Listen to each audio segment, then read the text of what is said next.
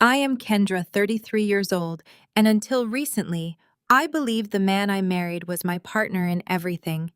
I needed exactly $8,500 to save my 8-year-old daughter's life. When I called my husband in a panic, he laughed over the sound of clinking champagne glasses and told me he just closed on a luxury beach house, so I needed to figure it out myself. Then my mother-in-law snatched the phone, told me to go ask the army for a handout, and hung up on me. That evening, my quiet father-in-law slipped an envelope into my hand that blew their entire secret wide open. 3 days later, my husband was beating on my newly secured front door, begging for a mercy he did not deserve. Before I continue this story, let me know where you are watching from in the comments below. Hit like and subscribe if you have ever had to systematically dismantle the lives of the people who betrayed you. The rhythmic, terrifying beeping of the pediatric heart monitor filled the sterile room at Atlanta General Hospital. I stood beside the bed watching my daughter Zuri sleep. She looked so incredibly small, tangled in a web of clear plastic tubes and medical wires. Her chest rose and fell with a shallow, fragile rhythm that kept my heart lodged firmly in my throat. The room smelled of sharp antiseptic and lingering fear. Tomorrow morning at 6 o'clock, Zuri was scheduled for an emergency valve replacement. Her life depended entirely on that specialized piece of medical equipment arriving and being prepped tonight. The heavy wooden door to the hospital room pushed open. The billing administrator walked in holding a digital tablet. Her name tag read Brenda. She wore a perfectly pressed navy blue suit and a look of practiced professional detachment that administrators use when they have to deliver difficult news to desperate parents. Brenda did not offer any warm greetings or sympathetic smiles. She walked straight to the end of Zuri's bed and looked at me with cold efficiency. She informed me that the specialized valve required an immediate out-of-pocket copay of $8,500. The hospital policy dictated that the funds needed to be cleared immediately before they could prep the operating room for a specialized outsourced implant. I nodded confidently. I told Brenda it would absolutely not be a problem. I pulled my phone from my pocket, feeling a sense of profound gratitude that I was a woman who always planned ahead. I am a former Army logistics officer. I spent years managing supply chains in high-stress environments overseas before transitioning to a career as a forensic accountant here in Atlanta. I built my entire life on order preparation and financial security. My husband Terrence and I had an emergency joint savings account specifically designed for catastrophic moments like this. Over the past few years, I had deposited my entire military disability back pay directly into that joint portfolio. We had over $65,000 sitting safely in that account.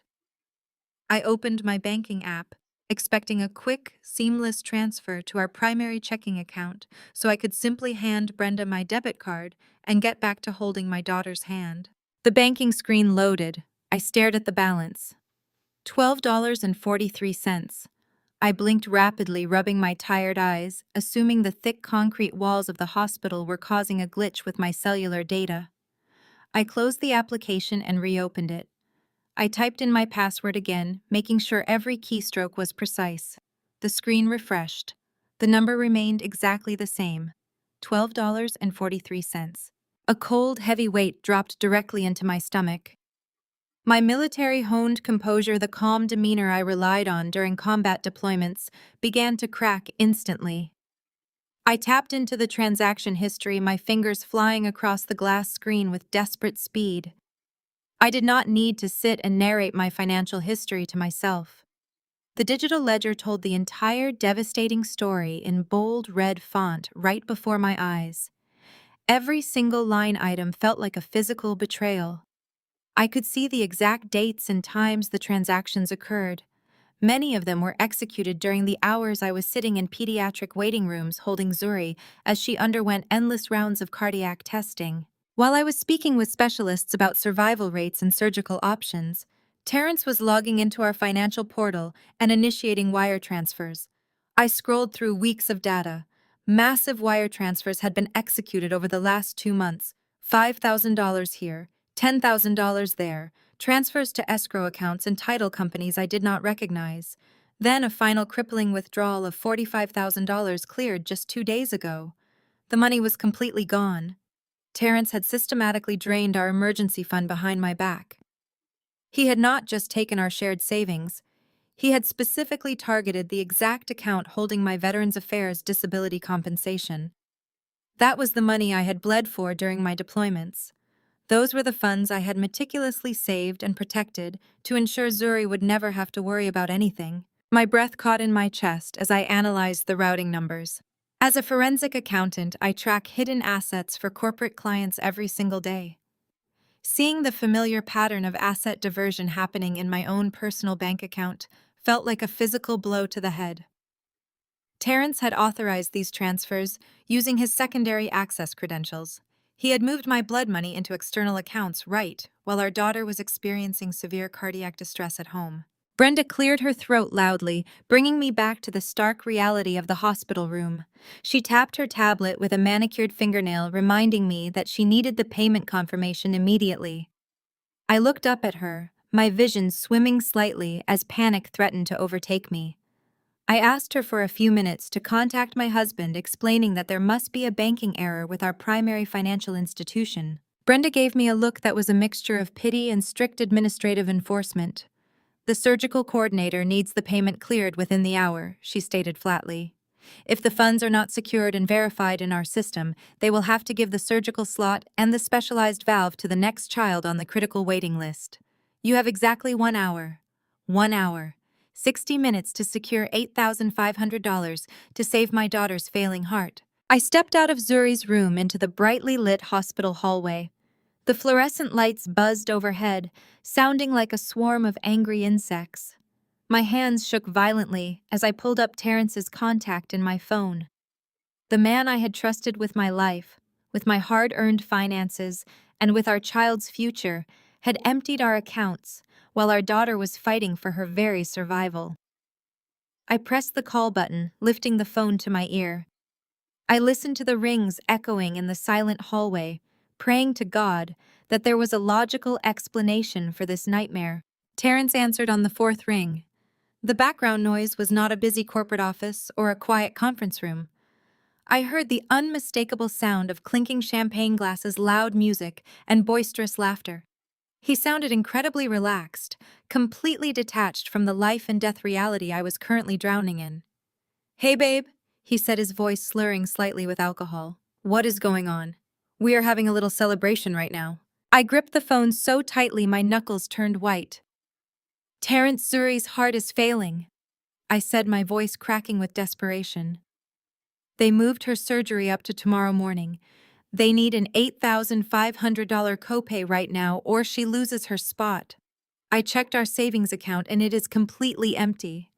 Terrence, where is our money? Where is my VA money?" There was a long pause on the other end of the line. The festive background noise seemed to grow louder, mocking my panic.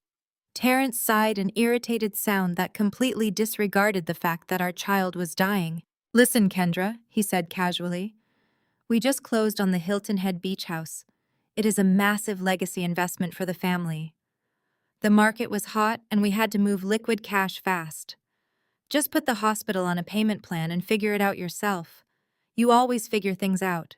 I stood frozen in the hospital corridor, my mind unable to process the sheer audacity of his words. He had drained his sick daughter's medical fund to buy a vacation property. Before I could scream, before I could unleash the absolute fury building in my chest, I heard a scuffle on the other end of the line. "Give me the phone, Terrence," a sharp, commanding voice demanded. It was Vivian, my elitist, image-obsessed mother-in-law. Vivian was the matriarch of a wealthy African-American family deeply entrenched in Atlanta's high society social clubs. She had always viewed my working-class military background with barely concealed disdain. To her, I was never cultured or refined enough for her precious son. Kendra. Vivian snapped into the receiver, her voice dripping with venom. "Stop ruining my son's celebration with your endless hysterics. This is a monumental day for our family's generational wealth, and you are not going to spoil it with your complaining. Vivian, I need that money for Zuri's surgery. I pleaded, tears finally spilling hot and fast down my cheeks. He took the money I earned from my deployments. Zuri is your granddaughter. She needs this valve. Vivian scoffed loudly, a sound of pure, unadulterated contempt. If you worked a real corporate job instead of relying on government handouts, maybe you would understand how real estate investments work, she said coldly. You want a handout? Go ask the army. That is all you military types are good for anyway. Do not call this number again tonight. The line went dead. I stared at my phone, the dial tone buzzing in my ear. The hallway spun around me. My daughter was in the room behind me, hooked up to life support, and the family that was supposed to protect her had just abandoned her for a beach house. I slid down the cool tiled wall of the hospital corridor, burying my face in my hands. I furiously tried to think of who I could call, what favors I could pull, what VA contacts might be able to expedite emergency funds. But I knew in my heart that military bureaucracy would never move fast enough to beat a 60-minute deadline. A shadow fell over me, blocking the harsh fluorescent light. I looked up, expecting to see Brenda returning to cancel Zuri's surgery. Instead, I saw Calvin. Terrence's quiet, perpetually overshadowed father stood looking down at me. Calvin was a man who rarely spoke at family gatherings, always letting Vivian run the show. He wore a worn cardigan and a deeply troubled expression. Calvin did not offer me useless platitudes. He did not apologize for his wife's unforgivable cruelty or his son's betrayal. He simply reached into his coat pocket and pulled out a thick, wax-sealed envelope. He knelt down gracefully and slid the envelope directly into my lap. He looked me in the eyes, gave me a single grim nod that carried the weight of 1,000 unspoken words, and stood back up. He turned and walked away down the long corridor without uttering a single sound, leaving me completely alone with the heavy envelope. My hands trembled as I broke the wax seal. I pulled out a certified cashier's check made out to the hospital. The amount printed on the check was exactly $20,000. A wave of profound relief crashed over me so intensely I could barely breathe. Zuri was going to be safe. I had the money to pay Brenda. But that was not all the envelope contained. Beneath the life-saving check was a sleek black digital flash drive and a single piece of paper with a handwritten note from Calvin. The message was short, precise, and utterly chilling. He didn't just buy a house. Look at the deed. I immediately marched to the billing department, handed Brenda the $20,000 cashier's check, and secured Zuri's surgical slot. An hour later, a team of nurses wheeled my daughter into the operating room. Once the double doors closed behind her, I found a quiet corner in the surgical waiting area. The intense panic of losing my child evaporated completely. In its place, a lethal, cold calculation settled into my bones. I pulled my laptop from my bag, booted it up, and plugged in Calvin's flash drive. I opened my encrypted forensic auditing software. I track hidden money for a living. I know exactly how to follow digital footprints through the darkest corners of the financial system. And right now, I was turning every single one of those professional skills onto my own husband. The flash drive contained Terrence's hidden financial ledgers, legal documents, and emails he thought he had deleted. He did not just use our savings. He had forged my signature to leverage my specific veteran business loan status, allowing him to take out a massive mortgage on the Hilton Head property using my immaculate credit score. But the most sickening discovery was the property deed itself. The multi-million-dollar beach house was not even in Terrence's name. To completely hide the asset from a potential divorce settlement, he had placed the deed entirely under the names of his older brother Malik and Malik's entitled white wife Chloe. He had stolen my military compensation, forged my signature on federal loan documents, and bought a mansion for his brother and sister-in-law while leaving my daughter to die. I did not cry. Crying was for victims. I sat in the dim waiting room, running the numbers, compiling IP addresses, time-stamped forgeries, and bank routing numbers. I built an airtight digital case against him. My phone buzzed on the table. It was a social media notification. I opened the application to see a new photo posted in our family group chat. It was a picture of Chloe, Terrence Malik, and Vivian standing on the sprawling wooden deck of the Hilton Head Beach House, holding up crystal flutes of champagne, with the ocean glittering behind them. Chloe's caption read, "So blessed to have a family that provides real generational wealth. Wish you and the kiddo could be here, Kendra." I stared at the photo, committing every smug, smiling face to memory. I took a screenshot and backed it up to my secure cloud server. I replied to the group chat with a simple, polite thumbs up emoji. Then I picked up my phone, opened a secure browser window, and dialed the Federal Internal Revenue Service fraud hotline. I shoved through the heavy double doors of the pediatric intensive care unit. The corridor air hit my face, stale and overly conditioned. The fluorescent lights overhead buzzed with a sickening electric hum that vibrated straight into my teeth. My fingers were slick with cold sweat as I pulled up Terrence on my phone. The digital clock on my screen stared back at me, ticking down the seconds. 60 minutes. Brenda had given me exactly 60 minutes to produce $8,500, or my 8-year-old daughter would lose her surgical slot. She would lose the specialized cardiac valve she needed to survive. I pressed the phone to my ear.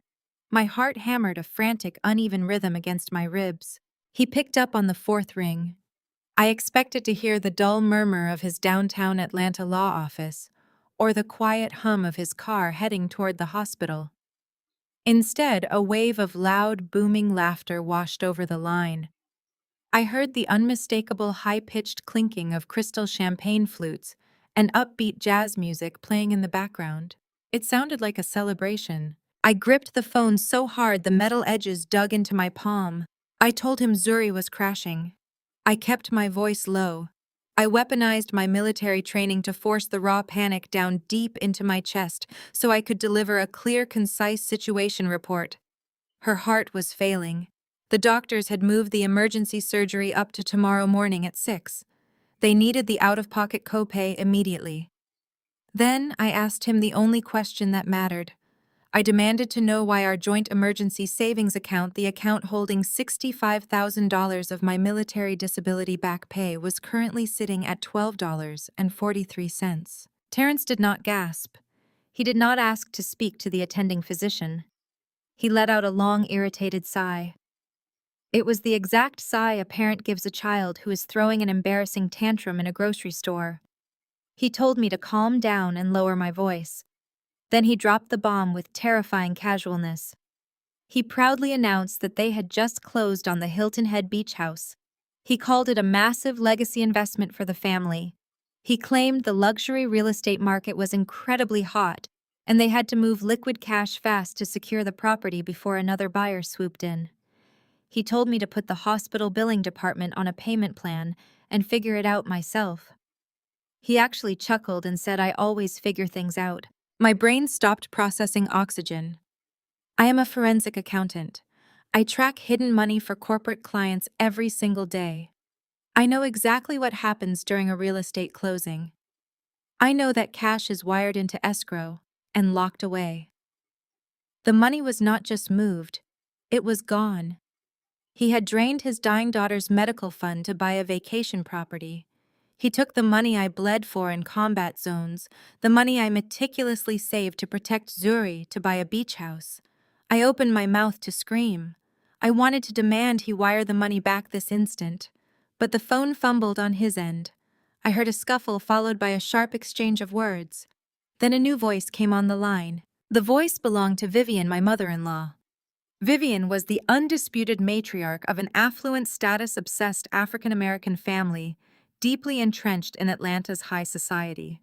She served on charity boards, hosted exclusive galas, and never let anyone forget her family's generational wealth. From the day Terrence introduced us, Vivian had viewed my working-class military background with blatant disgust. She regularly made snide comments about my lack of pedigree. At our rehearsal dinner, she loudly joked to her friends that Terrence was marrying the hired help. To her, my military service was not an honorable career. It was merely proof of my low-class origins. Vivian did not ask about her granddaughter. Her voice dripped with pure, unfiltered venom. She ordered me to stop ruining her son's celebration with my endless hysterics. She proudly stated that today was a monumental day for their family's generational wealth, and I was not going to spoil it by begging for money. I pleaded with her. I threw my pride away and begged. I told her the money Terrence took was from my overseas deployments. I reminded her that Zuri was her flesh and blood, and that she needed that valve to live. Vivian let out a sharp, mocking scoff. She told me if I worked a real corporate job instead of relying on government handouts, maybe I would understand how real estate investments worked. Then she delivered the final blow. She told me if I wanted a handout, I should go ask the army because that was all military types were good for anyway. She ordered me not to call that number again tonight. The line went dead. I pulled the phone away from my ear, staring at the black screen. The hallway spun violently around me. I pressed my back against the cool, tiled wall and slid down until I hit the floor. The sterile smell of the hospital mixed with the rising bile in my throat. I had 45 minutes left. My mind raced through survival protocols. I mentally cataloged every single Veterans Affairs contact I had in my phone. I thought about the military crisis relief lines, the emergency grants for wounded veterans, the personal favors I could pull from former commanding officers. I scrolled frantically through my contacts looking for any lifeline. But logic, cold and unforgiving, crushed every hope. Military bureaucracy took weeks to process emergency funds. No government agency was going to wire $8,500 to Atlanta General in 45 minutes. There was no backup plan. Terrence had eliminated my safety net entirely. I pulled my knees to my chest, struggling to pull air into my lungs. The family that was supposed to protect my daughter had just abandoned her for a piece of coastal real estate. They were toasting with champagne while my child lay hooked up to a ventilator on the other side of the wall. The rage burning in my veins was unlike anything I had ever experienced in a war zone. It was a suffocating, blinding fury. I wanted to tear down their entire world. But fury could not buy a cardiac valve. Fury could not save Zuri. I needed cash. I stared blankly at the polished linoleum floor, desperately trying to calculate my next move. I prepared myself to walk back into that office and beg Brenda on my hands and knees. Suddenly a shadow fell over me. It blocked the harsh glare of the fluorescent lights above. I did not look up immediately. I thought it was Brenda returning to tell me time was up, returning to evict my daughter from the surgical schedule. But then my eyes focused on the floor. A pair of impeccably shined, expensive leather loafers stepped quietly into my line of sight. I slowly tilted my head up my eyes, tracing the perfectly creased charcoal trousers, fully expecting to see hospital security coming to escort me out for loitering. Instead, I was looking at Calvin Carter. Terrence's father was a man who practically lived in the shadows of his own family. At every holiday dinner, every high society gala, Vivian dragged them to Calvin was the man silently nursing a bourbon in the corner. While Vivian commanded the room and Terrence boasted endlessly about his latest corporate promotion, Calvin never intervened. He never caused a ripple. I had always assumed he was just weak, thoroughly broken, and subdued by decades of marriage to a raging narcissist. But right now, standing in the harsh fluorescent glare of the cardiac wing, Calvin did not look weak. He looked incredibly tired, yes, but his posture was rigid, his jaw set with a quiet, furious resolve. He did not offer his hand to help me up from the floor. He did not utter a single useless platitude. There was no apology for his son's betrayal or his wife's cruelty. He knew exactly what those empty words were worth to a mother watching her child slip away. Instead, he reached inside the inner breast pocket of his tailored suit jacket and pulled out a thick ivory envelope. He crouched down, his knees popping slightly in the quiet corridor, and placed the heavy envelope directly onto my lap. His dark eyes met mine for a fraction of a second. It was a grim, knowing look, a silent acknowledgement of the monster his son had become, and the absolute war that was about to begin. Then, without a single sound, Calvin stood back up, turned on his heel, and walked away. The rhythmic click of his leather loafers echoed down the corridor, fading into the ambient hospital noise until he rounded the corner and disappeared completely. I sat on the cold linoleum, my hands shaking so violently I could barely grasp the paper. The flap was secured with a dark red wax seal. I tore it open, my fingernails ripping through the thick, expensive parchment. Inside, my fingers brushed against a stiff, watermarked document. I pulled it out into the harsh light. It was a certified cashier's check drawn from a private wealth management bank. I blinked, my blurred vision struggling to focus on the printed numbers. Pay to the order of Atlanta General Hospital. The amount was exactly $20,000. The breath I had been holding rushed out of my lungs in a ragged, tearing sob. $20,000. It was more than enough to cover the copay. It was absolute salvation. A massive spike of adrenaline flooded my system, instantly burning away the paralyzing shock and despair. I scrambled to my feet, my boots squeaking against the polished floor, and sprinted back toward the administrative desk. Brenda was already looking at the clock on the wall, her expression hardening as she prepared to make the devastating call to the surgical floor to cancel Zuri's procedure. I slapped the certified check down on the counter directly on top of her digital tablet. Her eyes widened in shock as she scanned the bank watermark and the overwhelming amount. Her professional detachment vanished instantly, replaced by sudden frantic efficiency.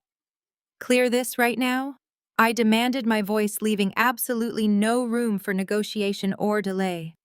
Brenda nodded quickly, her fingers flying across her keyboard as she routed the authorization to the financial department. Within 2 agonizing minutes, the green approval screen flashed. Zuri's surgical slot was permanently locked. The specialized pediatric valve was officially secured and on its way to the operating room. I rushed back into Zuri's room just as the surgical prep team arrived.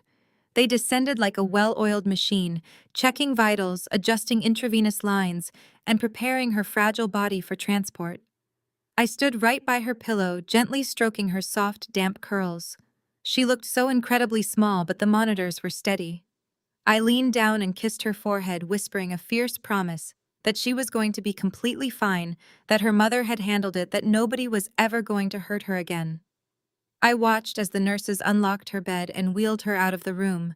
I followed them down the long, sterile corridors all the way to the heavy double doors of the surgical suite.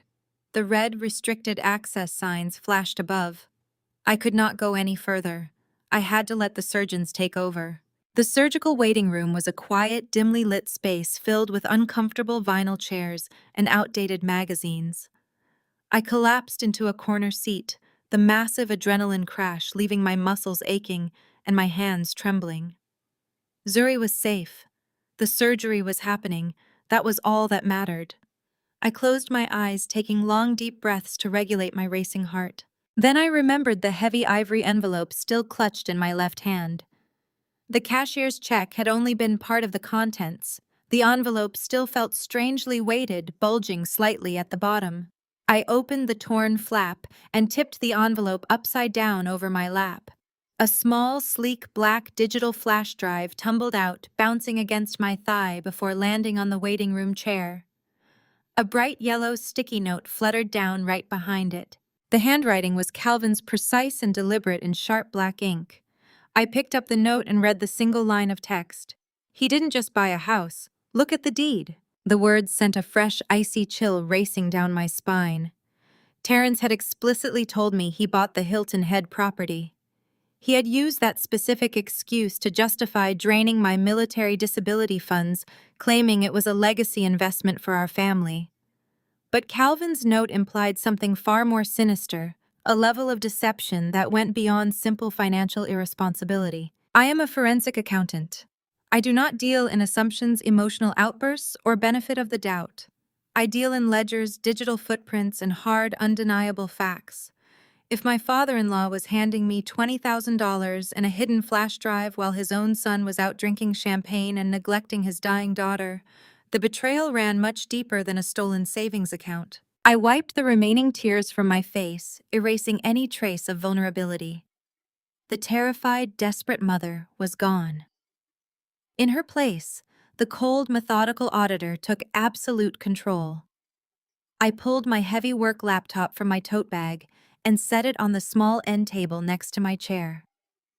I booted it up the screen, casting a harsh pale blue glow across my face in the dim room. I took the black flash drive and slid it into the USB port. The system pinged, recognizing the external hardware. I bypassed the standard file explorer, instantly opening my heavily encrypted professional auditing software. I typed in my master credentials, the keystrokes loud and sharp in the dead quiet of the waiting room. The drive unspooled its contents directly onto my screen. Spreadsheets scanned PDF documents, intercepted emails, and drafted legal filings cascaded in front of my eyes in a rapid digital waterfall. I clicked on the master financial ledger Calvin had meticulously compiled, and as the numbers populated the screen, my blood turned to absolute ice. I was looking at a complete, calculated financial massacre. The cascading rows of data reflected in my eyes, casting a harsh blue glow across my face in the dim surgical waiting room. Through the heavy double doors at the end of the corridor, a team of pediatric cardiologists was currently opening my 8-year-old daughter's chest. I could not be in that operating room to protect Zuri from the physical trauma of the scalpel, but I could absolutely wage war from this plastic vinyl chair. Calvin had not just given me a flash drive containing a few bank statements. He had handed me the digital keys to Terrence's execution. My professional training kicked in instantly, overriding the terrified, trembling mother inside me. The cold, methodical forensic accountant took absolute control. I bypassed the superficial folders Terrence had set up as decoys on the root drive. He was a successful corporate lawyer, arrogant enough to believe his digital shell games and password protections were sophisticated. But he was playing against a woman who spent her days untangling international money laundering schemes and tracking diverted corporate assets. I ran a decryption script to pull all hidden internet protocol logs and obscured document revisions. The digital smokescreen evaporated in less than 5 minutes. Terrence had left a massive trail of metadata behind. He had not merely drained the $65,000 from our joint emergency account. That theft was nothing more than a down payment on a much larger scheme. I opened a subfolder labeled Hilton Head Escrow and found the master mortgage agreement. My stomach plummeted as I zoomed in on the applicant's signature line. There, in flawless, digitally replicated ink, was my name. Terrence had meticulously forged my signature on federal lending documents. But it was not just a standard luxury mortgage. He had completely exploited my military background. He had submitted a fraudulent application for a highly restricted Veterans Affairs business loan, leveraging the immaculate credit score and federal backing I had earned during my overseas deployments. Because of my disabled veteran status, he was able to secure a $1.2 million mortgage at a historically low interest rate. The loan required zero money down beyond the stolen cash he used for the immediate closing costs and the broker fees. He had weaponized my military service to fund his luxury lifestyle on the exact same day his mother had told me to go ask the Army for a handout to save my child. I traced the wire transfers from the escrow account directly to the county registrar's office. I needed to see the actual property deed. Calvin's handwritten note had explicitly warned me to look at it. I pulled up the official stamped conveyance document, expecting to see Terrence's name, perhaps shielded by a limited liability company or a blind trust. But Terrence was entirely absent from the legal ownership record. The deed to the massive coastal estate was registered explicitly and exclusively to Malik Carter Terrence's older brother and Jessica Malik's deeply entitled trust fund wife. The legal strategy was crystal clear and brilliantly malicious. As a lawyer, Terrence knew exactly how to hide assets in plain sight. He was actively anticipating a divorce. By draining our joint cash and placing the physical real estate entirely in his brother's name, Terrence was ensuring that when our marriage inevitably imploded, I would have absolutely no legal claim to the property. On paper, Terrence was practically broke, having supposedly lost his cash in bad investments. On paper, Malik and Jessica were the sole legal owners of a magnificent beachfront mansion. I dug deeper into the directory, running a recovery tool on a deleted cache of correspondences. A hidden folder populated on my desktop containing months of email chains between Terrence, Malik, and Jessica. I opened the first thread. It was a conversation from 3 weeks ago, right around the time Zuri had her first major cardiac episode and was rushed to the emergency room. Jessica had written a lengthy email complaining about the rising cost of imported Italian marble for their new outdoor kitchen. Terrence replied, telling her not to worry about the budget because the military cash cow was still producing. My chest tightened as I read their casual, cruel jokes. Malik chimed in, calling me a glorified government freeloader, mocking the fact that I actually believed our joint savings account was safe. He joked that I was too busy playing nurse to notice the money disappearing. I sat in the quiet waiting room, the only sound the rhythmic ticking of the wall clock as I read through dozens of messages. They had laughed about my working-class background. Jessica, a woman who had never worked a day in her life, complained that my military aesthetic was too rigid and embarrassing for their high society gatherings. Terrence agreed, promising them he would not have to deal with my lack of refinement for much longer. But the final email in the chain made the breath stop completely in my throat. It was dated just yesterday afternoon while I was sitting by Zuri's bedside holding her fragile hand. Jessica was complaining that she hated visiting Atlanta and staying in cramped boutique hotels when they came to the city for social events. She wanted a permanent residence in the city, but did not want to spend their own money to buy one. Terrence replied with a detailed, comprehensive timeline. He promised Jessica that she would have her Atlanta residence soon. He outlined his plan to wait until the beach house renovations were fully complete by the end of the year. Once the property was perfect, he was going to file for a contested divorce. He assured his brother and sister-in-law that he would use his high-powered legal connections to force a rapid sale of our Atlanta home, the home I had purchased before we were even married. He planned to leverage Zuri's massive accumulating medical debt against me in the settlement negotiations, ensuring I would be forced to liquidate the house to pay the hospital bills. He promised Malik and Jessica that they could buy the house out of foreclosure through a proxy buyer for pennies on the dollar. They were not just stealing my money to buy a vacation home, they were actively plotting to throw my critically ill child and me out onto the street and take the very roof over our heads. I stared at the screen, the blue light illuminating the cold, hard realization settling over my features. Terrence was not just a cheating husband.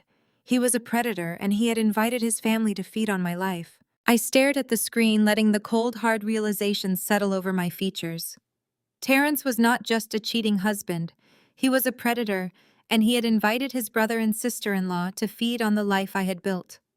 I closed the email thread. I did not waste a single second indulging in heartbreak.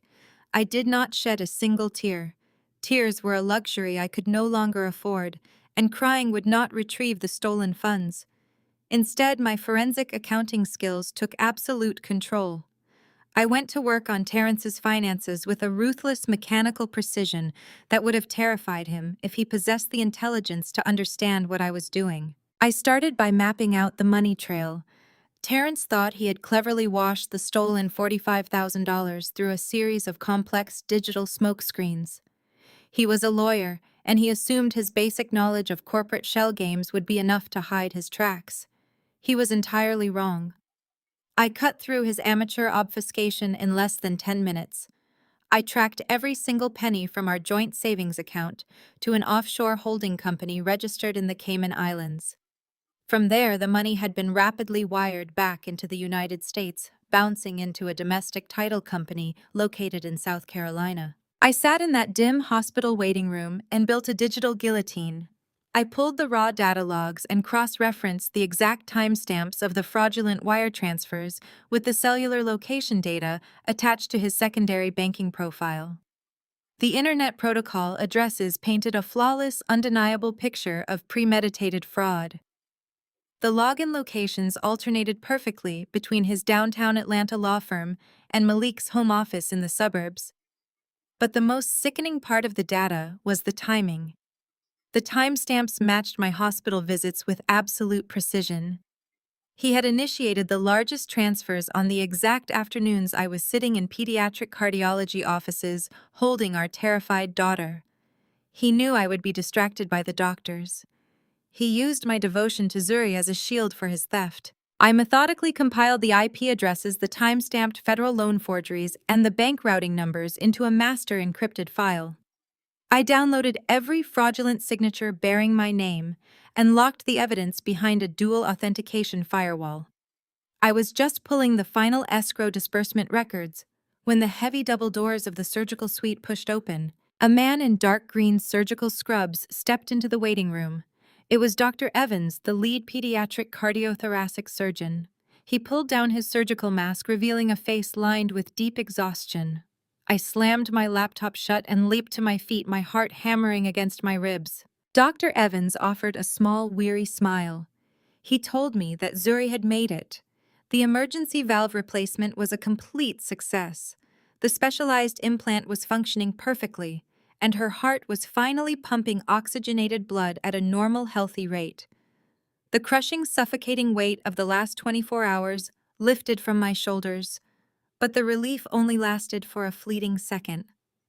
Dr. Evans stepped closer, his tone shifting to a serious, hushed whisper. He needed me to understand the brutal reality of her post-operative care. He explained that Zuri's heart was currently functioning with a highly sensitive foreign object inside it. Her cardiovascular system was incredibly fragile. For the next 6 months, she required a strict, completely stress-free recovery environment. He looked me directly in the eyes and told me that any sudden spike in her cortisol levels, any exposure to raised voices, domestic tension, or emotional distress could trigger a catastrophic arrhythmia. Her tiny body would perceive the stress as a physical attack, and her immune system could reject the new valve entirely. If she experienced a high-stress environment, she would end up right back on an operating table, and she likely would not survive a second time. I stood completely still as the horrifying complication of my reality locked into place. I could not go home and pack Terrence's bags. I could not throw his expensive suits onto the front lawn or scream at him for what he had done. I could not call the police and have him arrested for wire fraud today. If I blew up my life right now, the resulting chaos and screaming would kill my child. I had to let him walk back into my house and pretend absolutely nothing was wrong. I had to smile at my abuser. I had to play the loving, supportive wife to the man who had just left our daughter to die. I realized in that sterile hallway that I could not simply execute my revenge. I had to play a long, agonizing game to ensure Zuri's safety. An hour later, they moved Zuri into the pediatric intensive care recovery unit. The room was dark, illuminated only by the rhythmic green and blue lines of the heart monitors. I pulled a plastic chair directly against the metal railing of her bed. She was heavily sedated, pale, and incredibly fragile, but her chest was rising and falling with a steady, strong rhythm. I reached through the metal rails and gently stroked her soft curls. I leaned close to her ear and whispered a fierce promise that Mommy was going to handle absolutely everything. With my left hand, I offered my unconscious daughter physical comfort. With my right hand, I pulled out my smartphone and began quietly dismantling her father's financial future. I navigated to the primary credit bureaus: Experian, Equifax, TransUnion. I did not just place a temporary fraud alert. I used my forensic credentials to execute a permanent federal security freeze on my social security number and all associated accounts. Terrence had leveraged my veteran status and my immaculate credit score to secure the initial mortgage for his brother. But he was severely mistaken if he thought the financial bleeding would continue. I knew exactly how these luxury renovations worked. They were going to need massive lines of credit for that imported Italian marble, for the custom outdoor kitchen, and for the high-end luxury appliances Jessica was currently bragging about online. By legally locking down my credit profile, I was effectively starving their entire renovation project of necessary capital. Terrence was currently tapped out of liquid cash, having drained our savings for the down payment. His own personal credit was mediocre at best, ruined by years of irresponsible spending before we met. I was trapping him exactly where he stood. He was completely leveraged on a multi-million-dollar property he did not legally own, and he would have absolutely no way to borrow another dime to finish it. He was going to hit a massive financial wall, and he would not even see it coming until it was too late. I stroked my daughter's cheek, humming a soft lullaby while I methodically locked the digital cage around my husband, ensuring he could not escape the trap he had built for himself. The absolute silence of the recovery room was suddenly pierced by a sharp digital chime. The sudden noise made my jaw tighten. I glanced down at the illuminated screen of my smartphone resting on the edge of the hospital blanket. It was a social media push notification. I swiped down to read the alert. Jessica was initiating an Instagram live broadcast. I pressed the notification, opening the application, to see exactly what my entitled sister-in-law was doing while my daughter fought for her next breath. The screen of my smartphone illuminated the sterile darkness of the intensive care unit. I tapped the notification banner, and the Instagram application loaded instantly. The harsh artificial lights of the hospital faded into the background as my screen filled with brilliant coastal sunshine. Jessica's perfectly contoured face dominated the frame. She was wearing oversized designer sunglasses and a wide, blindingly white smile. The sound of crashing ocean waves and the upbeat tempo of a live jazz band spilled from my phone speaker.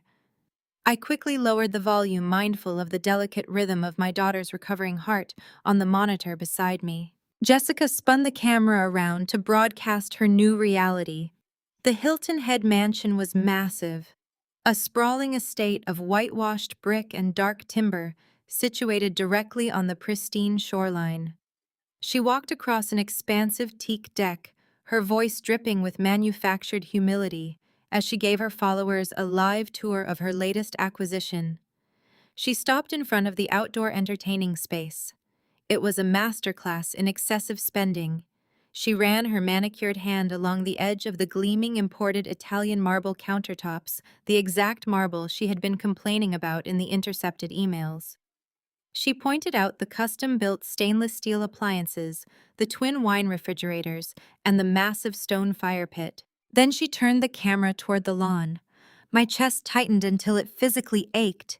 Terrence and Vivian were lounging on plush, oversized patio furniture beneath a linen cabana. Terrence was wearing expensive linen trousers and a casual button-down shirt, his feet kicked up on a table. He held a crystal champagne flute in his hand. Vivian sat beside him, laughing loudly at something he had just said, her head thrown back in pure aristocratic delight. They were toasting to their success. They were celebrating a real estate victory, funded entirely by the money they had stolen from a disabled veteran and a critically ill child. Jessica flipped the camera back to her own face and read the caption she had pinned to the bottom of the live broadcast. Her voice was dripping with fake Southern sweetness. So blessed to have a family that provides real generational wealth. Wish you and the kiddo could be here, Kendra. The audacity was so profound it bordered on genuine sociopathy. She was standing on a deck paid for by my military service, drinking champagne bought with my daughter's stolen medical funds, and publicly mocking my absence under the guise of family affection. She was calling federal wire fraud generational wealth. My jaw set so hard my teeth ground together. Every maternal instinct I possessed screamed at me to call Terrence right then and there. I wanted to scream through the phone until my vocal cords shredded. I wanted to tell him that I knew everything, that Calvin had funded the surgery, and that I was going to burn his entire life to the ground. But Dr. Evans' warning echoed loudly in my ears. Zuri's new cardiac valve was incredibly fragile. Any exposure to extreme stress or domestic hostility could cause her tiny body to reject the implant. A sudden spike in cortisol would kill her. I looked away from the phone and stared at my sleeping daughter. Her small chest rose and fell with the mechanical assistance of the ventilator. I could not blow up my life today. I had to swallow the absolute poison of their betrayal. I had to let Terrence walk back into our house in Atlanta and pretend he was a loving father. I had to play the long, agonizing game to keep my daughter perfectly safe while I dismantled his world piece by piece. I turned my attention back to the live broadcast. I did not shed a single tear. I did not throw the phone. My fingers moved with the cold, mechanical precision of a seasoned auditor. I initiated the screen recording feature on my device, capturing every single second of the video. I recorded Jessica flaunting the $30,000 outdoor kitchen. I recorded Terrence sipping champagne. I took high-resolution screenshots of the pinned caption, ensuring the timestamp and the usernames were clearly visible. They were providing me with real-time date-stamped evidence of their lavish spending right after executing a fraudulent federal loan. When the broadcast ended, I opened the comment section. I needed them to believe I was completely subdued, entirely clueless, and thoroughly defeated. I needed them to think their brilliant plan was working flawlessly.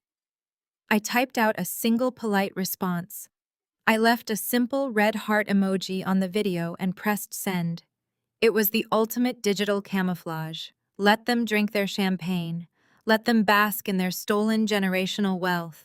I set my phone face down on the edge of the hospital bed and pulled my heavy work laptop back onto my lap. I cracked my knuckles, the sound sharp in the quiet room. I was going to build a digital guillotine, and Terrence had just handed me the rope. I bypassed my standard internet provider and launched a highly secure, heavily encrypted virtual private network. I routed my connection through a series of offshore proxy servers to ensure absolute anonymity. I did not navigate to standard consumer complaint websites.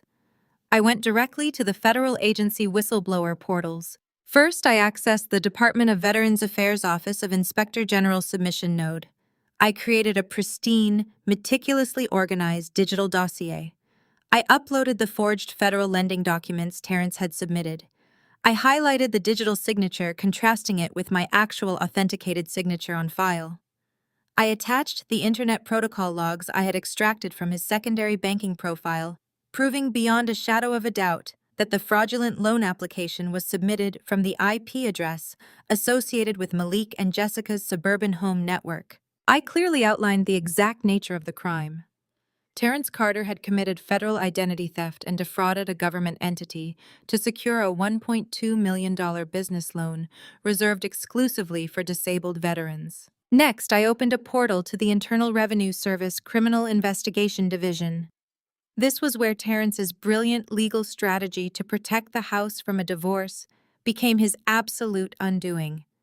Terrence had placed the deed entirely in Malik and Jessica's names to hide the asset from me. But by doing so, he had legally made them the primary beneficiaries of the stolen funds. I uploaded the bank routing numbers tracing the stolen cash directly from our joint account into the South Carolina Title Company. I attached the official county deed showing Malik and Jessica as the sole owners. I drafted a concise, devastating summary of the financial mechanics. Malik and Jessica Carter had knowingly accepted fraudulently obtained federal funds. They were operating as a tax evasion front, holding stolen assets to conceal them during an impending divorce proceeding. They wanted to own the beach house so I could not take it. Now they owned the massive federal felony that came attached to the deed. Finally, I picked up my phone and dialed the federal wire fraud hotline. I routed the call through a secondary masking application to disguise my voice and location. An automated system answered, prompting me to leave a detailed recorded message. I dictated the tip with the sterile, emotionless precision of a corporate accountant delivering a quarterly review. I provided the exact file names I had just uploaded to their servers, gave them the routing numbers, and explicitly named Terrence Malik and Jessica as co-conspirators in a multi-million-dollar racketeering and wire fraud scheme. I ended the call and hit submit on both federal portals. The screen refreshed instantly. A bold green tracking number appeared on the IRS website confirming the secure receipt of the evidentiary package. The automated system logged the submission. The federal gears were officially beginning to grind. Once those specific investigative divisions opened a file, not even Vivian's high society charity board connections could stop the impending audit. They were going to strip Terrence's finances down to the studs. I closed my laptop with a soft, definitive click. The pale blue glow vanished from my face, returning the recovery room to the steady, rhythmic light of Zuri's heart monitor. I reached through the metal rails of the hospital bed and gently rested my hand against her warm cheek. I had locked the digital cage around them. Right at that exact second, my phone vibrated against the plastic mattress cover. The screen lit up with a new text message. I swiped it open. It was Terrence. Coming back to Atlanta tomorrow. Did you handle the hospital bill? I brought Zuri home 48 hours later. The drive from Atlanta General to our house was the most terrifying navigation of my entire life. Every pothole, every sudden brake light, every honking horn felt like a direct threat to the fragile ticking mechanism keeping my daughter alive. Dr. Evans's warning played on a continuous, inescapable loop in my mind. No stress, no sudden shocks, no elevated heart rates. I carried her through the front door of our home, the very home Terrence and his parasitic family were actively plotting to steal from underneath us, and gently laid her in her bed. I arranged the portable monitors, adjusted the dim lighting, and turned the house into an absolute fortress of silence. Terrence did not arrive until late the following afternoon. I heard the unmistakable hum of his imported luxury sedan pulling into the driveway, followed by the heavy thud of the car door slamming shut. The lock clicked, and the front door swung open with a careless, heavy force. He stepped into the foyer, dropping his leather weekender bag onto the hardwood floor with a loud, echoing thud. I intercepted him instantly, stepping out of the kitchen hallway before he could make another sound. The scent hit me before he even spoke. He smelled of expensive oak-aged bourbon sea salt and the distinct cloying coconut scent of high-end sunblock. His skin was deeply tanned, radiating the relaxed, sun-kissed glow of a man who had just spent 3 days lounging on a coastal deck while his child was having her chest sawed open. He braced himself the second he saw me. His shoulders squared, his jaw locked, and his eyes narrowed fully, preparing for a massive explosion. He knew my military background. He knew my temper. He expected me to march down the hallway, demanding answers about the missing $65,000, screaming about his mother's cruelty, and tearing him apart for abandoning us.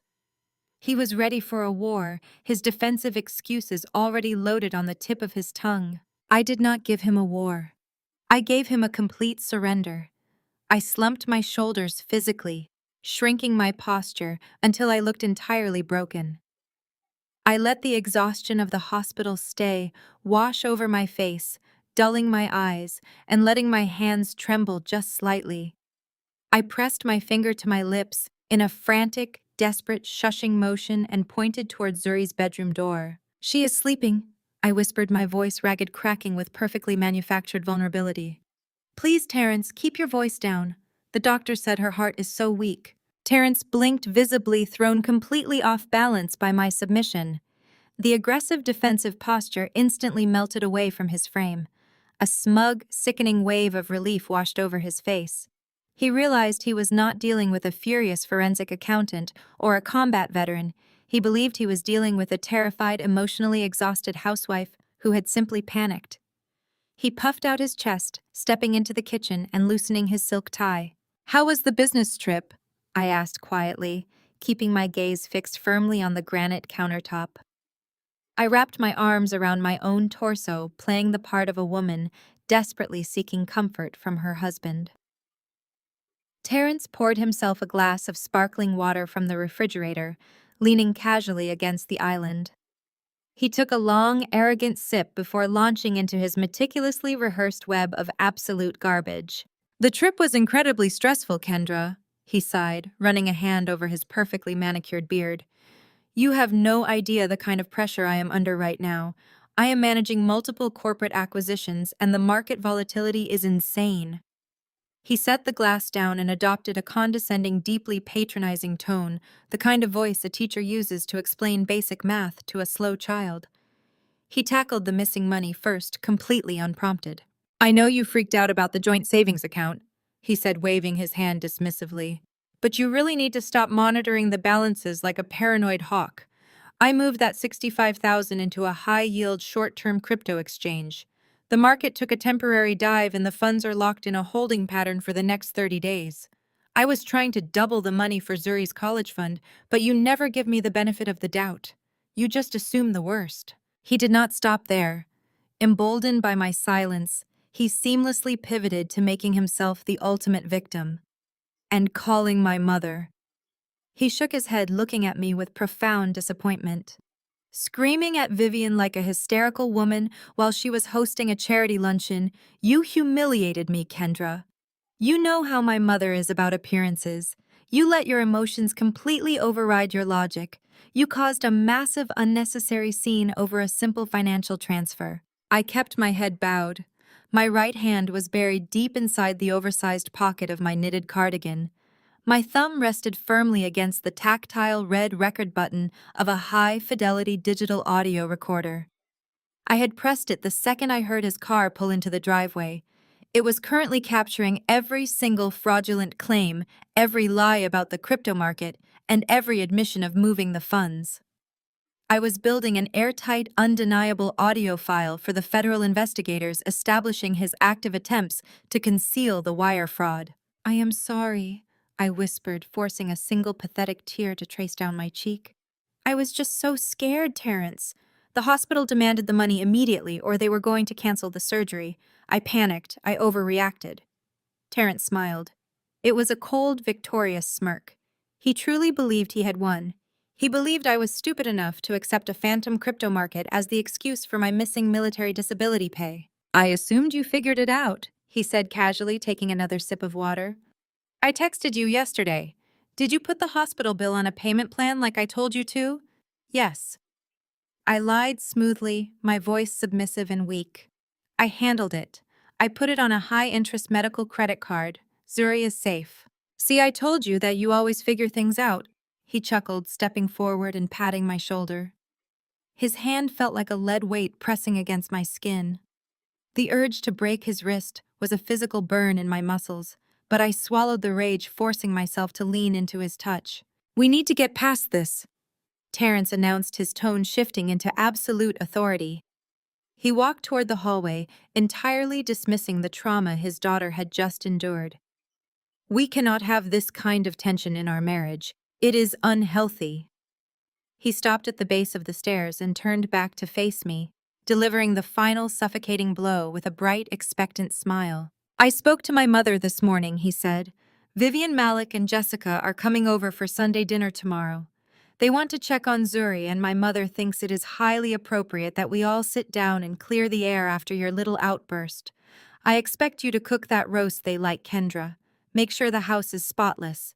We owe them an apology. Sunday evening arrived with the suffocating humidity typical of an Atlanta summer. I spent the entire afternoon meticulously preparing a standing rib roast, roasting root vegetables, and polishing the silver, just as Terrence had demanded. I moved through my own kitchen like a phantom, ensuring every surface was immaculate. Promptly at 6 o'clock, the doorbell chimed. It was not a polite brief ring. It was 3 rapid, aggressive presses. Malik's signature. I opened the heavy oak door and was instantly hit by a wall of overpowering fragrances. Vivian led the charge, her neck draped in a heavy, obscenely thick gold chain that had certainly not been in her jewelry box a month ago. She wore a tailored cream pantsuit that screamed newly acquired wealth. Malik strutted in behind her, wearing a flashy designer watch that caught the entryway chandelier light.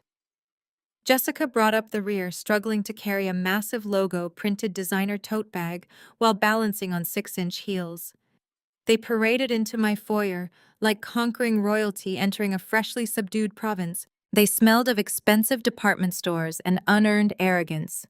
Terrence stood right behind me, his chest puffed out as he welcomed his family into our home.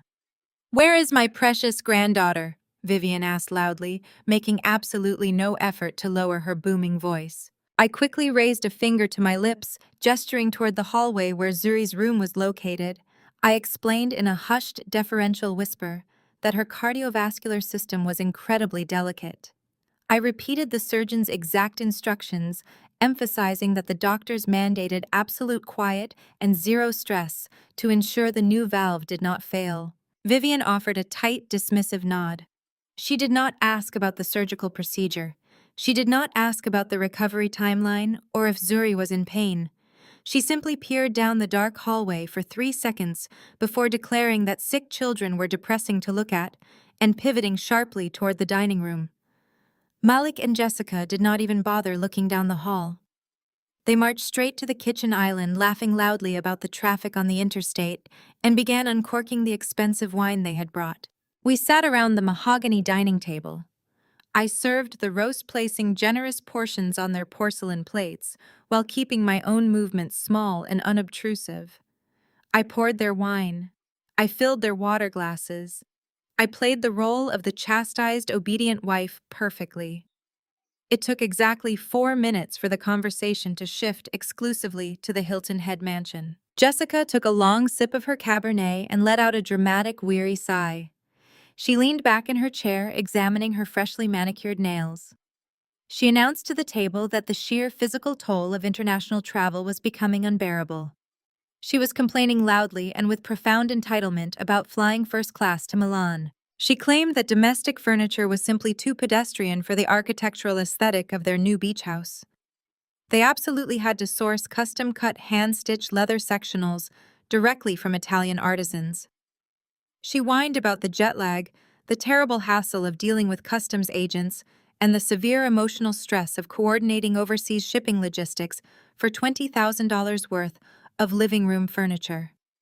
She spoke as if she were carrying the weight of the world on her shoulders, completely oblivious to the mother sitting across from her whose child was fighting for her life in the next room. I sat there chewing a small piece of roasted carrot, letting my face project wide-eyed sympathy. Internally, my mind was running a rapid cold calculation: first-class tickets to Milan, custom Italian leather sectionals, expedited international shipping fees. They were burning through capital at an astonishing rate. They were treating the stolen Veterans Affairs loan like a bottomless automated teller machine. But I knew the absolute devastating truth. Because of the federal security freeze I had executed on my credit profile, their financial foundation was entirely hollow.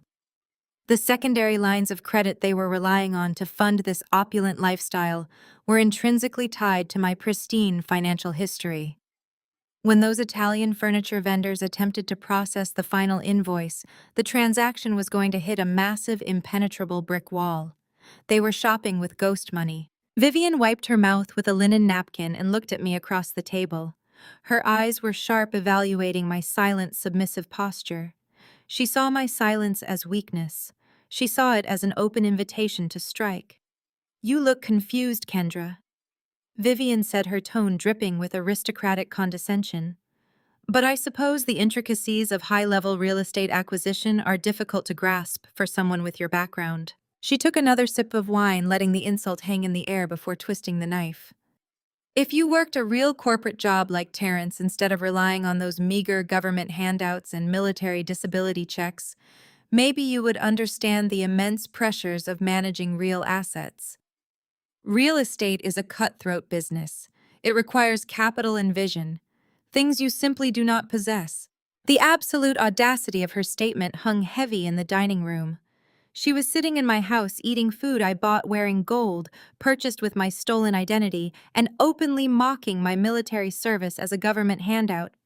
She was insulting the very disability payments her son had leveraged to commit federal fraud. I looked at Terrence. He was cutting his meat, entirely unbothered by his mother's vicious disrespect. In fact, he offered a small approving nod, validating her insult. A month ago, I would have flipped the dining table. I would have demanded Vivian leave my house immediately.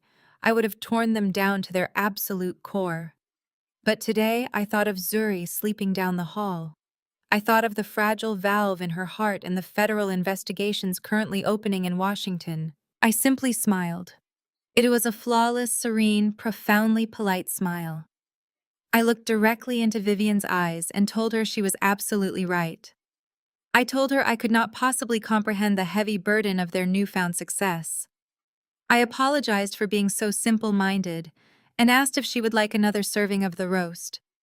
Vivian smirked, thoroughly satisfied with her dominance, and held out her plate. The suffocating dinner finally concluded. The plates were cleared, and the agonizing performance began to wind down. Malik announced he needed help carrying a heavy, oversized wine cooler back to his sport utility vehicle. Terrence stood up, rolling his shoulders and wiping his hands on a kitchen towel. He followed his brother out the side door into the garage, laughing about a golf game they had planned for the following weekend. In his haste to assist Malik, Terrence left his smartphone sitting face up on the polished granite of the kitchen island. I was wiping down the counter right next to it, gathering the dirty wine glasses. The kitchen was temporarily quiet. Suddenly, the screen of Terrence's phone lit up, illuminating the dim space. A sharp, urgent text message notification pierced the silence, vibrating aggressively against the stone countertop. I glanced down my cleaning rag, freezing in my hand as I read the sender's name and the frantic preview text displayed across the locked screen. The screen of Terrence's smartphone illuminated the dim shadows of the kitchen, casting a harsh blue glare across the polished granite island. The notification banner did not vanish. It lingered brightly, exposing the exact financial crisis I had meticulously engineered. The sender was listed as Marcus Thorne, Premier Coastal Realty. The preview text was not a casual check-in from a real estate agent. It was a full-blown, undeniable emergency wrapped in a single, panicked paragraph. Terrence, the underwriters are actively flagging the veteran status on the primary mortgage application. They need Kendra to verify her military service records and her primary residency intent in person at the regional branch by Friday at noon. If she does not physically sign the affidavits, they are pulling the entire loan and demanding immediate repayment of the dispersed escrow funds. Call me the second you read this. I stared at the glowing text, feeling a massive electric surge of pure vindication rush through my veins. The federal security freeze I had placed on my social security number had done exactly what it was designed to do. It had triggered the automated fraud algorithms at the lending institution. Terrence had arrogantly used my immaculate credit score and my disabled veteran status to secure a highly favorable zero-down payment commercial loan. He had forged my digital signatures to push the fraudulent paperwork through while I was sitting in a pediatric cardiology ward praying for our daughter's survival. But federal underwriters were not amateurs. When they attempted a secondary verification pull and hit my permanent security freeze, red flags had immediately shot up across their entire system. Now the bank was demanding a physical, in-person verification to ensure they were not being actively defrauded. Which they absolutely were. If Terrence could not produce me the veteran to sign those specific papers in front of a loan officer, the bank would instantly recall the massive loan. Terrence and his brother did not have $1.2 million in liquid cash to cover a recalled federal loan. They would be utterly and completely ruined. I did not touch his phone. I did not move it a single millimeter from where Terrence had carelessly dropped it next to the empty wine glasses. My forensic accounting training had taught me that desperate criminals often notice the smallest disruptions in their immediate environment. If the phone was shifted, or if the screen was awakened by my touch, he would instantly know I had seen his massive vulnerability. Instead, I stood perfectly still, committing the broker's name and phone number to my permanent memory. Marcus Thorne. I burned the details into my mind with absolute clarity. The screen finally went dark, returning to a black mirror, keeping his devastating secret hidden. I picked up my microfiber cloth and resumed wiping down the granite countertops, my movements slow, rhythmic, and entirely unbothered.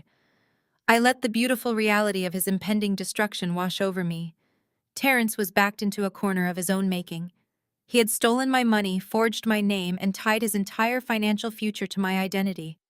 Now, to save himself from total ruin, he needed me to willingly walk into a bank and lie to a federal loan officer. He needed me to legally bind myself to his monumental fraud. The heavy side door connecting the garage to the kitchen suddenly swung open. Terrence stepped back inside, clapping his hands together and laughing loudly at a joke Malik had just made in the driveway. The scent of stale bourbon and his heavy, expensive cologne washed over the kitchen island again. He walked straight toward me, his eyes darting immediately to his phone to ensure it was exactly where he had left it. He snatched the device off the counter and slipped it smoothly into the front pocket of his tailored trousers. He did not check the screen in front of me. He was far too disciplined for that. He needed to maintain the illusion of total control. He leaned back against the counter, crossing his arms over his chest, and watched me clean. The condescending arrogance that had defined his demeanor during dinner with his mother was suddenly gone. In its place was a carefully constructed mask of affectionate concern. It was a performance I had seen 100 times before, usually right before he needed a massive favor or a financial concession. He cleared his throat, softening his voice to a gentle, persuasive timbre. "You know Kendra." He began reaching out to gently tuck a stray strand of hair behind my ear. His touch made my skin crawl, a visceral reaction of pure disgust, but I forced my facial muscles to remain relaxed and pliant. I was just thinking about how incredibly stressful these past few weeks have been for both of us. Between Zuri's emergency surgery and my intense corporate workload, we have barely had a moment to breathe. We have been snapping at each other, and that is just not who we are. I kept my eyes focused on the wet cloth in my hand, playing the role of the chastised, exhausted wife to absolute perfection. "I know," I whispered, injecting just enough manufactured guilt into my tone. "I have been so on edge lately. I am sorry about how quiet I was during dinner. Your mother was right. I just do not understand your world." Terrence smiled, a magnanimous, forgiving curve of his lips. "It is fine, baby. My mother can be a lot to handle, and your emotions are running incredibly high right now. But I want to fix this. I want to focus on us." He stepped closer, invading my personal space, projecting the aura of a protective provider. "Let me take you out for a proper romantic dinner this Thursday night, just the two of us. We can go to that high-end steakhouse downtown, the one you love. We need to reconnect. We need to get back on the same page." I knew exactly what Thursday night meant. Thursday night was the designated softening phase. He was going to buy me an expensive meal, pour expensive wine down my throat, and remind me of how much he loved our family. He was going to use Thursday night to manufacture a false sense of security and marital unity. Then on Friday morning, he would casually spring the trap. He would invent a sudden administrative error, a minor paperwork glitch that required us to quickly pop into the bank together.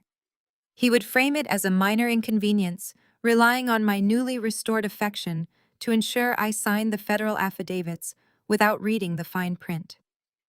It was a sociopathic level of manipulation designed to turn me into a willing, oblivious accomplice to his crime. I looked up at him, letting my eyes shine with manufactured gratitude. I allowed a soft, relieved smile to spread across my face. "I would really love that, Terrence," I said, my voice thick with fake emotion. "Thursday sounds absolutely perfect. Thank you." His chest expanded with victorious pride. He leaned down, pressing a lingering, possessive kiss to my forehead. "Anything for my beautiful wife," he murmured. "I'm going to go take a quick shower and check some emails. Leave the rest of the cleaning. You should go check on Zuri and rest." He turned and walked out of the kitchen, his footsteps heavy and confident as he headed toward the master staircase. He believed he was completely untouchable. The second he disappeared from view, the grateful, submissive smile vanished from my face, replaced by a cold, calculating resolve. I dropped the cleaning cloth onto the counter and pulled my own smartphone from my cardigan pocket. I bypassed my standard applications, opened my heavily encrypted email portal, and created a new, highly secure message directed to my lead divorce attorney. I tapped the subject line, my fingers flying across the digital keyboard with ruthless, unyielding precision. Time to drop the hammer. The ambient noise of the steakhouse, the clinking of heavy silver against china, the low murmur of wealthy patrons, the smooth saxophone filtering through the hidden speakers seemed to drop away entirely. The air in our private booth turned instantly frigid. Terrence's finger remained pressed hard against the crisp white paper, pinning it to the tablecloth, as if he were trying to physically force my compliance through the wood. I looked down at his manicured finger, then slowly raised my eyes to meet his. The mask was completely gone. The charming, attentive husband who had just spent the last hour pouring me $500 wine and feeding me lies about our beautiful future had evaporated. In his place sat the real Terrence Carter, a cornered, desperate predator who was rapidly running out of time. He needed my signature by noon tomorrow. He needed me to unknowingly validate a $1.2 million federal crime. Without that stroke of ink, the bank's fraud department was going to pull the funding on the Hilton Head mansion, demand immediate repayment, and likely notify federal investigators of the discrepancies. He was staring down the barrel of a massive felony charge, and I was the only shield he had left. I did not flinch.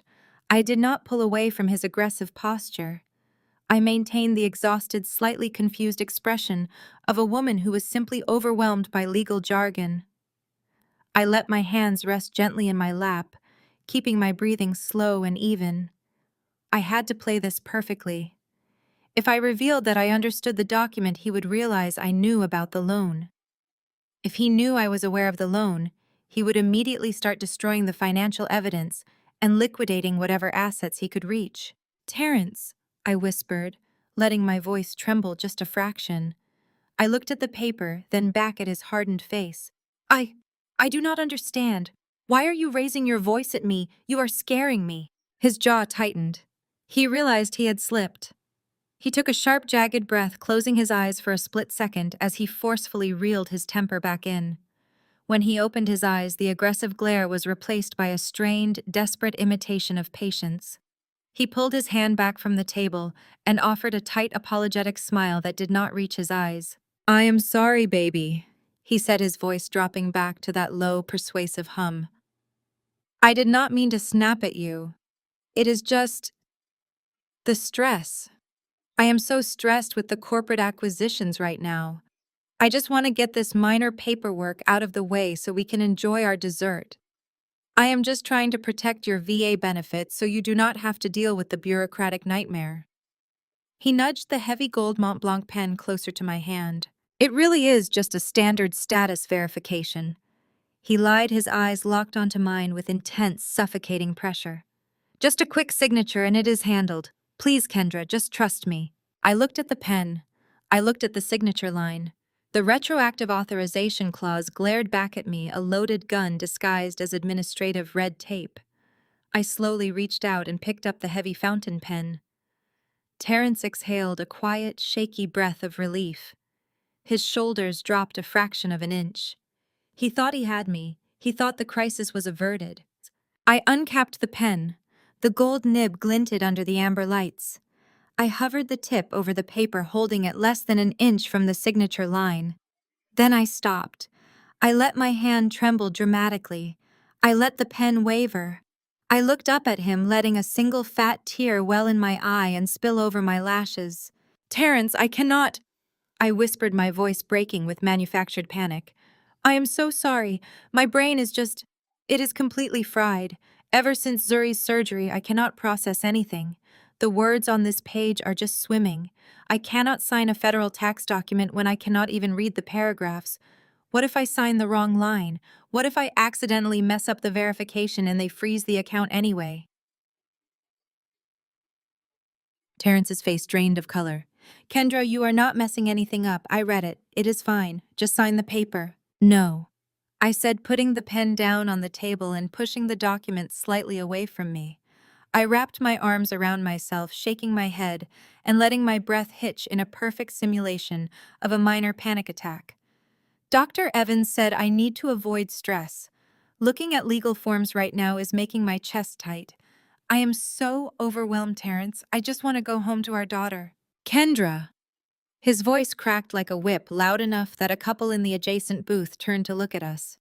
He instantly lowered his volume, leaning so far across the table I could feel his breath on my face. "You are being ridiculous. It is a signature. It takes 3 seconds. Sign the damn paper." "I will do it tomorrow," I promised, looking at him with wide, pleading eyes. "I promise, Terrence. Let me just get a good night of sleep. My brain is too foggy right now. I will look at it with fresh eyes in the morning over coffee, and I will sign it before you leave for work, I swear." I watched the violent internal calculation happening behind his eyes. He was enraged by the delay, but the bank deadline was not until noon the next day. If he pushed me too hard right now in the middle of a crowded restaurant, I might refuse entirely out of spite. He had to accept the compromise. He had to gamble that I would sign it in the morning. He snatched the paper off the table and shoved it violently back into his suit jacket. He grabbed the gold pen, slamming the cap back on with a sharp click. "Fine," he hissed, his face a mask of barely contained fury. "Tomorrow morning, first thing, we are leaving."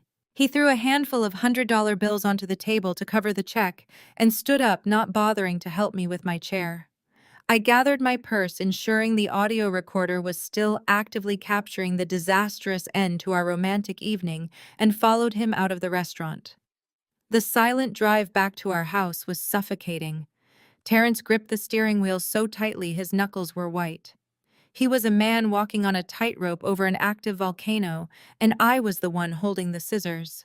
When we finally walked through the front door, the house was perfectly quiet. The portable monitors in Zuri's room beeped with a steady, reassuring rhythm. Terrence did not say a word to me. He marched straight upstairs to the guest bedroom and slammed the door shut, locking it from the inside. I stood in the foyer, the darkness of the house wrapping around me like a protective cloak. I waited until I heard the heavy thud of his footsteps pacing the floorboards above me. Then I pulled my phone from my purse. I did not check my emails. I did not look at my bank accounts. I opened my contacts and dialed a number I had memorized but never used. The phone rang twice before a crisp, professional voice answered the line. Marcus Thorne, Premier Coastal Realty. Mr. Thorne? I said, my voice dropping the fragile, exhausted housewife routine entirely. I spoke with the cold, authoritative precision of a federal auditor. My name is Kendra Carter. I believe you are the broker handling the financing for the property in Hilton Head. The loan currently under review regarding my veteran status. There was a sharp intake of breath on the other end of the line. Mrs. Carter, yes. I have been trying to reach your husband. The bank requires you to be physically present to sign the final affidavits tomorrow by noon. I am aware, I said smoothly, walking into my dark kitchen and looking out the window at the empty street. I am calling to inform you that I will not be signing those documents. I have never authorized a commercial loan for that property, nor have I consented to the use of my VA benefits for that purchase. A heavy, terrified silence fell over the line. Marcus Thorne realized exactly what was happening. Mrs. Carter, he stammered, his professional composure completely shattering. If you do not sign those papers, the bank will instantly recall the entire $1.2 million disbursement. The escrow account will be frozen. The sellers will terminate the contract. Your husband will be in default. I understand the mechanics of the transaction perfectly, Mr. Thorne. I replied, my tone like absolute ice. I am formally instructing you to notify the lending institution that the primary applicant's signature on the initial paperwork was forged. The loan is fraudulent. Cancel the funding. Before he could utter another word of panic, I disconnected the call. I stood in the darkness of my kitchen, listening to Terrence pacing in the room above me, desperately waiting for morning so he could force my signature. He had no idea the morning would never come. I had just pulled the pin on the grenade, and by noon tomorrow his entire world was going to blow. The heavy gold tip of the Mont Blanc pen hovered a fraction of an inch above the fraudulent signature line. The ambient noise of the steakhouse faded into a dull rushing hum in my ears. Terrence sat across from me perfectly still, his eyes locked onto my hand with a terrifying predatory intensity. He was holding his breath. The entire facade of our marriage, the illusion of his wealth, the continuation of his freedom, it all hinged on my wrist completing a few simple loops of ink. The document stared back at me. It was a masterpiece of legal deception, a retroactive authorization form for the Veterans Affairs commercial loan. He had framed it as a routine tax verification, a minor clerical error that needed a quick fix. But I had read the fine print. By signing that paper, I would be legally acknowledging and approving the massive debt he had fraudulently acquired using my stolen military credentials. I would be absolving him of federal forgery. I would be wrapping the noose around my own neck. Just sign it, Kendra, Terrence whispered, his voice dropping an octave, losing its warm, persuasive timbre. He forcefully tapped the edge of the paper with his index finger. Do not make a scene. Just sign the paper so we can enjoy our evening. I looked at his manicured finger tapping the crisp white page. Then I looked at my full crystal glass of Cabernet Sauvignon sitting inches away from my left hand. The wine was a deep, impenetrable red poured from a bottle that cost more than my first car. I did not tremble. I did not hesitate. With deliberate, calculated clumsiness, I shifted my weight forward in the leather booth. I brought my left arm across my body, pretending to reach for the breadbasket. The sweeping motion was forceful and precise. My forearm collided violently with the stem of the crystal wine glass. The glass tipped, shattering against the heavy porcelain plates. A tidal wave of dark red wine cascaded directly across the table. It bypassed the silverware and hit the retroactive authorization form with flawless accuracy. The thick, bureaucratic paper instantly absorbed the liquid. The black ink of the printed text bled and blurred. In less than 2 seconds, the entire document was thoroughly soaked, stained, and utterly destroyed. Terrence froze. For one agonizing second, his brain could not process the visual information. He stared at the ruined paperwork, watching his salvation dissolve into a soggy red mess on the white linen tablecloth. Then his mask shattered completely. The composed, wealthy corporate executive vanished. The raw, violent reality of Terrence Carter violently breached the surface. His face twisted into a mask of pure, unadulterated rage. The veins in his neck bulged against his starched white collar. He lunged across the small table, ignoring the spilled wine soaking into his expensive suit cuffs. His large hand shot out and clamped down on my right wrist. The grip was not a warning. It was a punishing, violent restraint designed to inflict immediate pain. His fingers dug deeply into the soft flesh over my pulse point, grinding against the delicate bones of my joint. The sheer force of his grip sent a sharp electric shock of agony shooting straight up my arm to my shoulder. "You stupid, clumsy Bach!" Terrence hissed through clenched teeth. His voice was a guttural, venomous whisper, barely audible over the low jazz playing in the background, but carrying the full weight of his fury. "Do you have any idea what you just did? I will kill you for this." A month ago, that physical aggression would have paralyzed me. A month ago, I would have cowered, apologized profusely, and begged for his forgiveness while trying to mop up the spill. But tonight I felt absolutely nothing but a cold, brilliant surge of tactical clarity. He had just handed me the ultimate weapon. He had crossed the line from financial abuse into documented physical battery, and he had done it in a room full of highly influential witnesses. I looked down at his hand crushing my wrist, then looked directly into his furious eyes. I did not pull away gently. I snatched my hand back with violent explosive force, twisting my arm sharply against his thumb to break the hold. The sudden movement sent my empty water glass crashing to the floor, the sound of breaking glass ringing out like a gunshot in the subdued atmosphere of the steakhouse. I stood up, pushing myself out of the booth. I squared my shoulders, adopting the rigid, commanding posture drilled into me during my military service. I inhaled deeply, filling my lungs, and projected my voice. I did not scream. I did not sound hysterical. I spoke with absolute crystal-clear authority, ensuring my words carried to every single table in the dining room. "Do not put your hands on me just because I ruined your bank fraud paperwork." The effect was instantaneous and spectacular. The low hum of wealthy patrons chatting abruptly ceased. The smooth saxophone music suddenly sounded incredibly loud in the dead silence. Waiters froze mid-step, holding silver trays of steak and seafood. Dozens of heads snapped in our direction. High society women paused with wine glasses halfway to their mouths. Prominent businessmen turned in their chairs to stare. I had dropped a bomb in the middle of his carefully curated social ecosystem. Terrence was caught entirely off guard. The color rapidly drained from his face, leaving his skin a sickly, ashen gray. He looked around the room, his eyes wide with sudden suffocating panic as he registered the dozens of affluent witnesses staring at him. He was completely mortified. The respectable, affluent image he had spent years cultivating was disintegrating right in front of him. He was no longer the successful real estate magnate enjoying a romantic dinner with his wife. He was an exposed abuser caught forcing his spouse to sign fraudulent documents.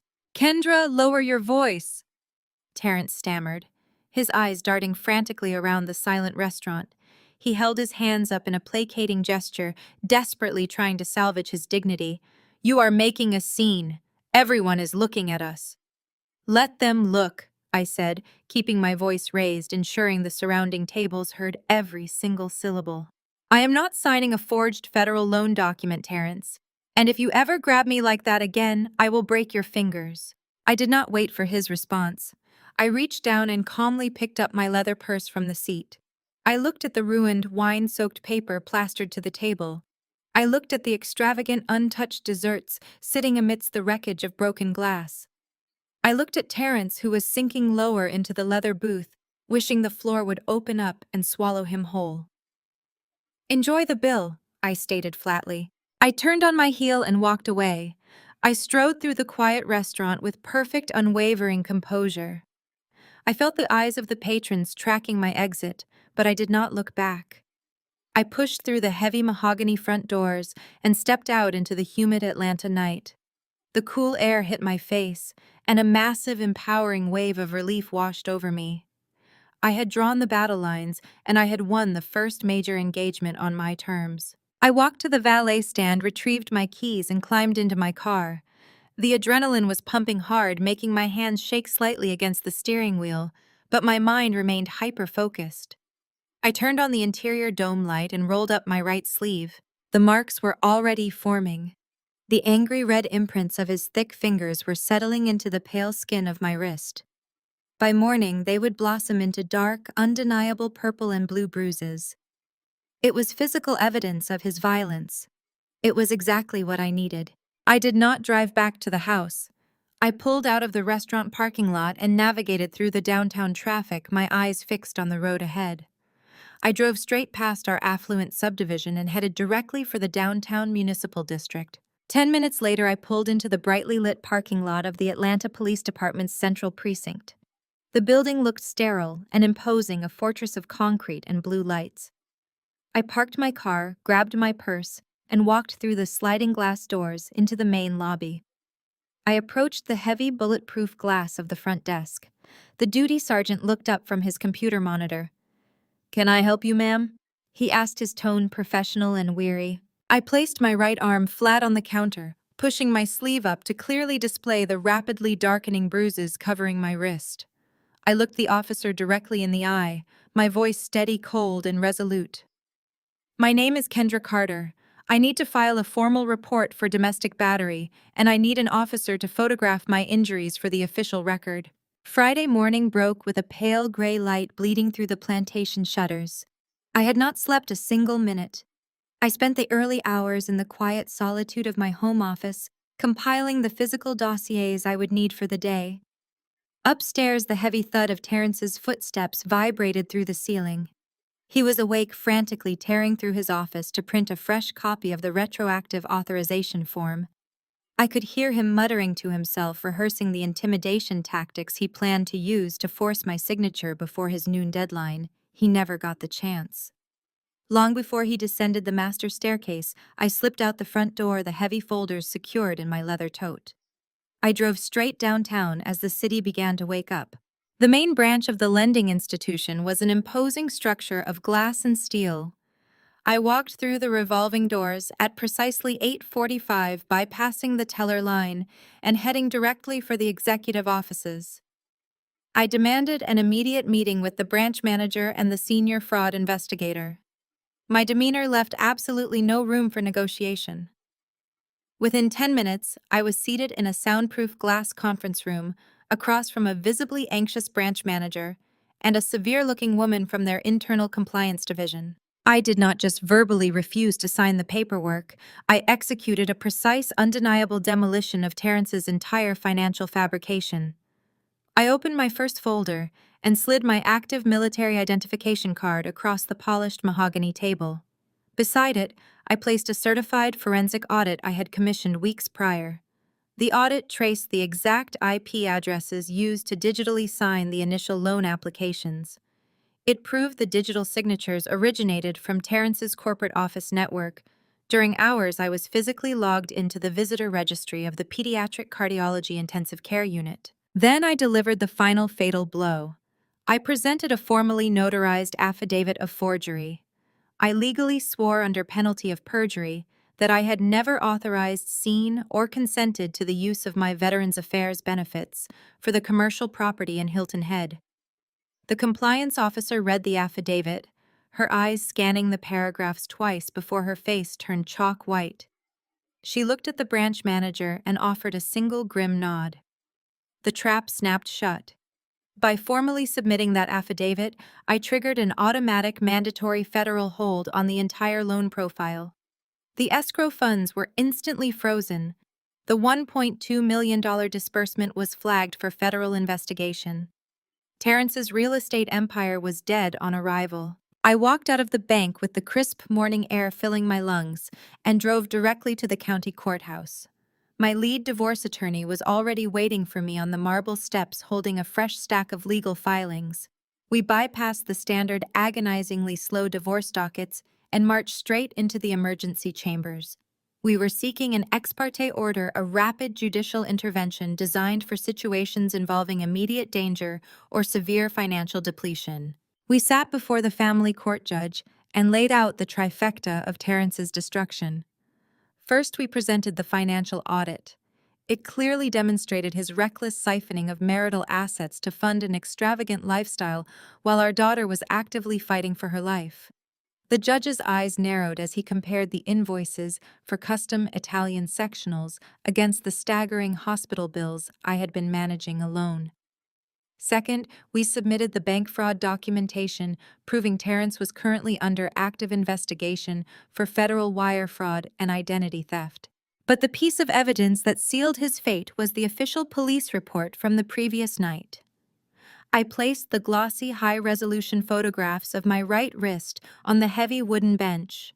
The dark, violent purple bruises left by Terrence's fingers were undeniable proof of his escalating physical aggression. The judge looked at the photographs, looked at the fraud documentation, and did not hesitate for a fraction of a second. The gavel came down with a resounding, beautiful finality. The judge signed the emergency order granting me immediate sole physical and legal custody of Zuri. He granted me exclusive protected use of our Atlanta home. Terrence was legally stripped of his family, his residence, and his access to his daughter, all with a single stroke of a judicial pen. I returned to the house just before 11 o'clock in the morning. Terrence's car was gone. He was likely speeding toward the bank, desperately hoping to intercept me, or stall his broker completely unaware that the federal freeze was already active and impenetrable. The house was perfectly silent, bathed in the warm, late-morning sunlight. I moved through the rooms with methodical efficiency. I packed 2 large suitcases with Zuri's clothes, her specialized medical equipment, and my own essentials. We were leaving for a long, peaceful weekend at an undisclosed location. We needed time to breathe, to heal, and to let the explosive fallout of my morning execute without our physical presence. Before I carried the suitcases to my car, I cleaned the house. I wiped down every counter, fluffed every pillow, and ensured the space was immaculately, painfully pristine. It was the perfect sterile stage for the absolute devastation he was about to walk into. I grabbed my purse and stood in the center of the kitchen looking at the massive granite island where this entire nightmare had begun. I did not leave a dramatic emotional letter. I did not leave a rambling explanation of my feelings, my broken heart, or the years I had wasted trying to be enough for him. Terrence only understood power, leverage, and consequences. I reached into my leather tote and pulled out a single freshly printed document. It was a copy of the United States Federal Sentencing Guidelines for wire fraud and identity theft against a veteran. I placed the crisp white paper directly in the center of the dark granite. I took a thick red marker and drew a heavy, unavoidable circle around the mandatory minimum sentence of 20 years in federal prison. I turned off the kitchen lights, locked the heavy oak door behind me, and drove away to pick up my daughter. Saturday afternoon in Hilton Head was a masterclass in manufactured coastal opulence. The Atlantic Ocean provided a flawless, glittering backdrop to the sprawling, multi-level teak deck of the massive beachfront mansion. The air was thick with the scent of sea salt, expensive catered garlic butter, and imported cigars. A massive raw bar carved from a single block of ice dominated the center of the patio, overflowing with colossal shrimp, freshly shucked oysters, and Alaskan king crab legs. A live jazz trio occupied the corner near the infinity pool, laying down a smooth, rhythmic soundtrack that mingled perfectly with the ambient clinking of crystal champagne flutes. Terrence was holding court near the sprawling outdoor kitchen. He was wearing a custom-tailored linen suit, a heavy glass of amber scotch gripped tightly in his hand. He was sweating heavily despite the cool, steady ocean breeze. I knew exactly why. He had found my parting gift on the kitchen island in Atlanta 24 hours ago. He knew I had taken our daughter. He knew the federal net was rapidly tightening around his throat. But Terrence was a creature of absolute, unwavering vanity. He could not cancel a housewarming party with 50 of the most influential socialites, bank executives, and real estate developers in South Carolina without admitting total defeat. He had chosen to play the gracious host, smiling through his sheer terror, desperately drinking his expensive liquor and hoping his lawyer could somehow fix a non-redeemable federal fraud charge on a weekend. Vivian was in her absolute element. She floated through the crowd in a flowing silk caftan, a fresh spray of diamonds resting heavily against her collarbone. She laughed loudly, touching the arms of wealthy strangers, graciously accepting compliments on a magnificent house she did not own and could not afford. Malik and Jessica were lounging on a custom Italian leather sectional nearby, entirely oblivious to the fact that the vendor had already received a fraud alert regarding the credit card used to purchase the very furniture they were sitting on. They were a family of parasites celebrating a stolen empire, completely unaware that the foundation had already been rigged with explosives. I stood just inside the massive living room watching their performance through the floor-to-ceiling sliding glass doors. For a decade, I had intentionally made myself small to make Terrence look big. I had worn beige cardigans, tied my hair in messy buns, and silently scrubbed baseboards while he played the corporate titan. I had absorbed Vivian's vicious insults and smiled politely to keep the peace. I had played the exhausted, simple-minded wife to perfection. That specific woman died the moment Terrence wrapped his hand around my wrist in that steakhouse. I pushed the heavy glass door open and stepped out onto the mahogany deck. I was not wearing a cardigan. I was wearing a razor-sharp, tailored crimson power suit that fit me with lethal, uncompromising perfection. The heavy fabric moved with fluid grace as I walked my stiletto heels, striking the wooden planks with the measured rhythmic cadence of a military march. My hair was pulled back into a severe, flawless twist, exposing the sharp, determined angles of my face. I wore absolutely no jewelry. I had left my diamond wedding band on the kitchen counter in Atlanta, right next to the federal sentencing guidelines. The only accessory I carried was the dark, undeniable bruising, blooming in violent shades of purple around my right wrist, entirely visible as I let my arms hang naturally at my sides. The physical presence I projected was a shockwave. It was an aggressive, undeniable disruption to their curated coastal fantasy. The jazz bassist saw me first. He fumbled a note, his eyes widening in alarm. The saxophone player followed his gaze and slowly lowered his brass instrument to his chest. The smooth music sputtered and died completely, leaving only the sound of crashing waves and the sudden confused murmurs of the wealthy guests. Heads began to turn. Conversations snapped shut. The clinking of crystal glasses ceased entirely. 50 wealthy strangers stood frozen watching as a woman exuding pure, unadulterated authority carved a path straight through their elegant gathering. Terrence froze mid-sentence. His heavy crystal glass slipped from his numb fingers and shattered against the teak deck, the expensive amber liquid splashing across his Italian leather loafers. He looked like a man who had just watched his own executioner walk onto the patio. All the blood drained from his face in an instant, leaving his skin a sickly ashen gray. He opened his mouth, but absolutely no sound came out. He was completely paralyzed by the reality of his impending destruction. Vivian, however, was entirely unaware of the federal anvil hanging precariously over her son's head. She saw only a threat to her social standing. She saw the daughter-in-law she deeply despised interrupting her moment of ultimate glory. Her face flushed a furious, ugly shade of magenta. She shoved her way past a group of startled local politicians and marched directly toward me, her silk caftan billowing aggressively behind her like a battle flag. She intercepted me halfway across the deck, stepping directly into my path to physically block my access to the main gathering area. She leaned in close, her face contorted with aristocratic rage, her heavy floral perfume momentarily overpowering the clean smell of the ocean. "What in the world are you doing here?" Vivian hissed. Her voice was a venomous, frantic whisper designed to carry only to my ears, but her aggressive posture spoke volumes to the watching crowd. She dragged her eyes up and down my tailored crimson suit with profound theatrical disgust. "Are you completely out of your mind? Look at you. Who exactly are you trying to impress in that ridiculous costume? You look like a cheap rental." I stopped walking, looking down at her with a level of cold detachment that actually made her physically flinch. "Terrence is conducting high-level networking today," Vivian continued, her voice trembling with unyielding fury. "These are important people, Kendra. People with actual money and actual influence. You are going to ruin this for him. You always try to ruin things for him because you are bitterly jealous of his success. Turn around, walk back out that glass door, and drive your cheap little sedan back to Atlanta before you embarrass this entire family." She reached out aggressively, attempting to grab my arm to physically spin me toward the exit. Her fingers brushed the dark purple bruising on my right wrist. I did not pull away. I did not step back.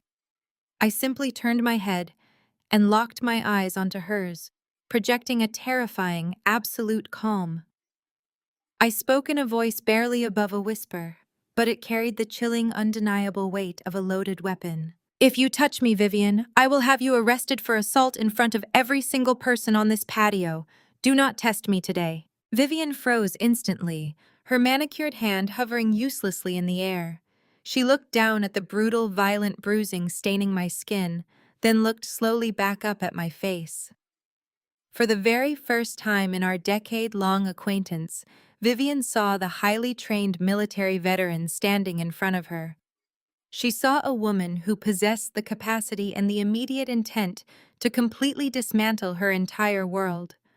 Her mouth opened and closed in silent shock. I did not wait for her to recover her voice. I smoothly sidestepped her frozen frame, moving with effortless, liquid grace. I left her standing perfectly still, entirely neutralized by her own sudden realization of powerlessness. I continued my deliberate march toward the center of the patio. The crowd naturally parted for me, stepping back to clear a wide avenue as I approached the massive stone fireplace. Set up perfectly in front of the flickering flames was a microphone on a sleek metal stand, positioned specifically for Terrence to deliver his arrogant, self-congratulatory welcome toast to his wealthy new neighbors. I stepped up to the stand. I gripped the cool metal of the microphone with my left hand, allowing my bruised right wrist to rest visibly against the dark fabric of my suit jacket. The silence on the deck was absolute, heavy and suffocating. No one dared to speak. No one dared to move. They were entirely captivated by the raw tension radiating from the center of the space. I looked directly across the patio at Terrence. He was still standing by the shattered glass, his hands trembling violently at his sides, his eyes wide with a begging, pathetic desperation. He knew exactly what I was holding. He knew the financial audit, the police report, and the federal affidavits were all securely locked away in a courthouse in Atlanta. He knew his mother's insults were entirely meaningless now. I raised my right hand and tapped the top of the microphone twice with my index finger. Thump, thump. The sharp amplified sound echoed across the massive teak deck, bouncing off the glass windows of the stolen mansion and ringing out over the crashing waves. I adjusted the microphone stand, pulling it slightly closer to my mouth, and let my eyes sweep over the crowd of silent, waiting faces. "Good afternoon, everyone," I said, my voice projecting crisp, clear, and perfectly steady through the high-end speakers. "My name is Kendra Carter. I am Terrence's wife and the disabled military veteran whose stolen identity currently holds the deed to this house. Thank you all for taking the time out of your busy schedules to come and celebrate my husband's newly fabricated legacy." I continued, my voice echoing over the high-end acoustic speakers strategically hidden among the palm fronds. I kept my posture perfectly straight, letting my eyes drift over the shocked faces of the elite crowd. It truly is a stunning property. The teak decking the infinity pool, the custom marble kitchen. It is a masterpiece of coastal architecture. It is an absolute shame that the bank is seizing it at 8 o'clock on Monday morning. The collective gasp from the crowd was a physical wave of sound. Shut up! Terrence roared. The paralysis that had gripped him finally shattered, replaced by a blind, panicked adrenaline. He scrambled forward, his expensive leather shoes slipping momentarily on the spilled scotch. He rushed toward the small stage, his face a terrifying portrait of a cornered animal. Turn that microphone off. Someone cut the sound. She is having a mental breakdown. I did not retreat. I simply reached into my tailored jacket pocket with my left hand and pulled out my smartphone. With one smooth practice swipe, I activated the screen mirroring function. I had synced my phone to the massive outdoor smart television mounted behind the raw bar 10 minutes before I walked through the sliding glass doors. The 80-inch screen flickered to life. The ambient visuals of tropical fish were instantly replaced by the stark, glaring reality of federal legal documents. I am not having a breakdown, Terrence, I said, my voice slicing through his frantic shouting. I am having an awakening. I directed the crowd's attention to the screen behind the bar. There, in high resolution, was the first document. It was the Veterans Affairs commercial loan application, complete with the forged digital signatures and the fraudulent IP address tracking data printed clearly in the margins. What you are looking at is federal wire fraud, I explained calmly to the audience of corporate executives and bank managers, people who understood exactly what those routing numbers and authorization codes meant. My husband utilized my disabled veteran credentials without my knowledge or consent to secure the funding for this house. I swiped my thumb across my phone screen. The image on the television changed. This time it was a bank statement. It showed a massive catastrophic withdrawal. But the federal fraud is not the worst part. I continued, my voice dropping to a register of pure, frigid steel. I locked eyes with Terrence's regional director, a man known for his strict corporate ethics, who was currently staring at the screen in abject horror. My husband needed cash to cover the closing costs and the lavish furnishings for this party. So while I was sitting in the pediatric intensive care unit, watching our 8-year-old daughter recover from open heart surgery, Terrence logged into her emergency medical fund. He completely drained the savings account meant to keep his own child alive simply so he could buy custom Italian furniture and raw oysters. The silence on the deck turned instantly toxic. The socialites and executives physically recoiled from Terrence.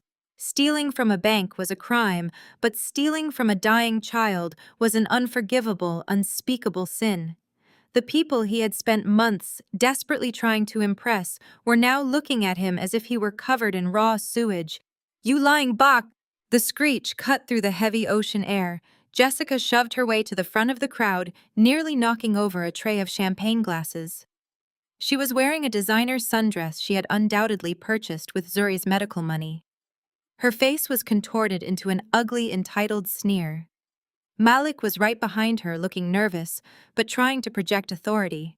Turn that screen off, Jessica screamed, pointing a manicured finger at me.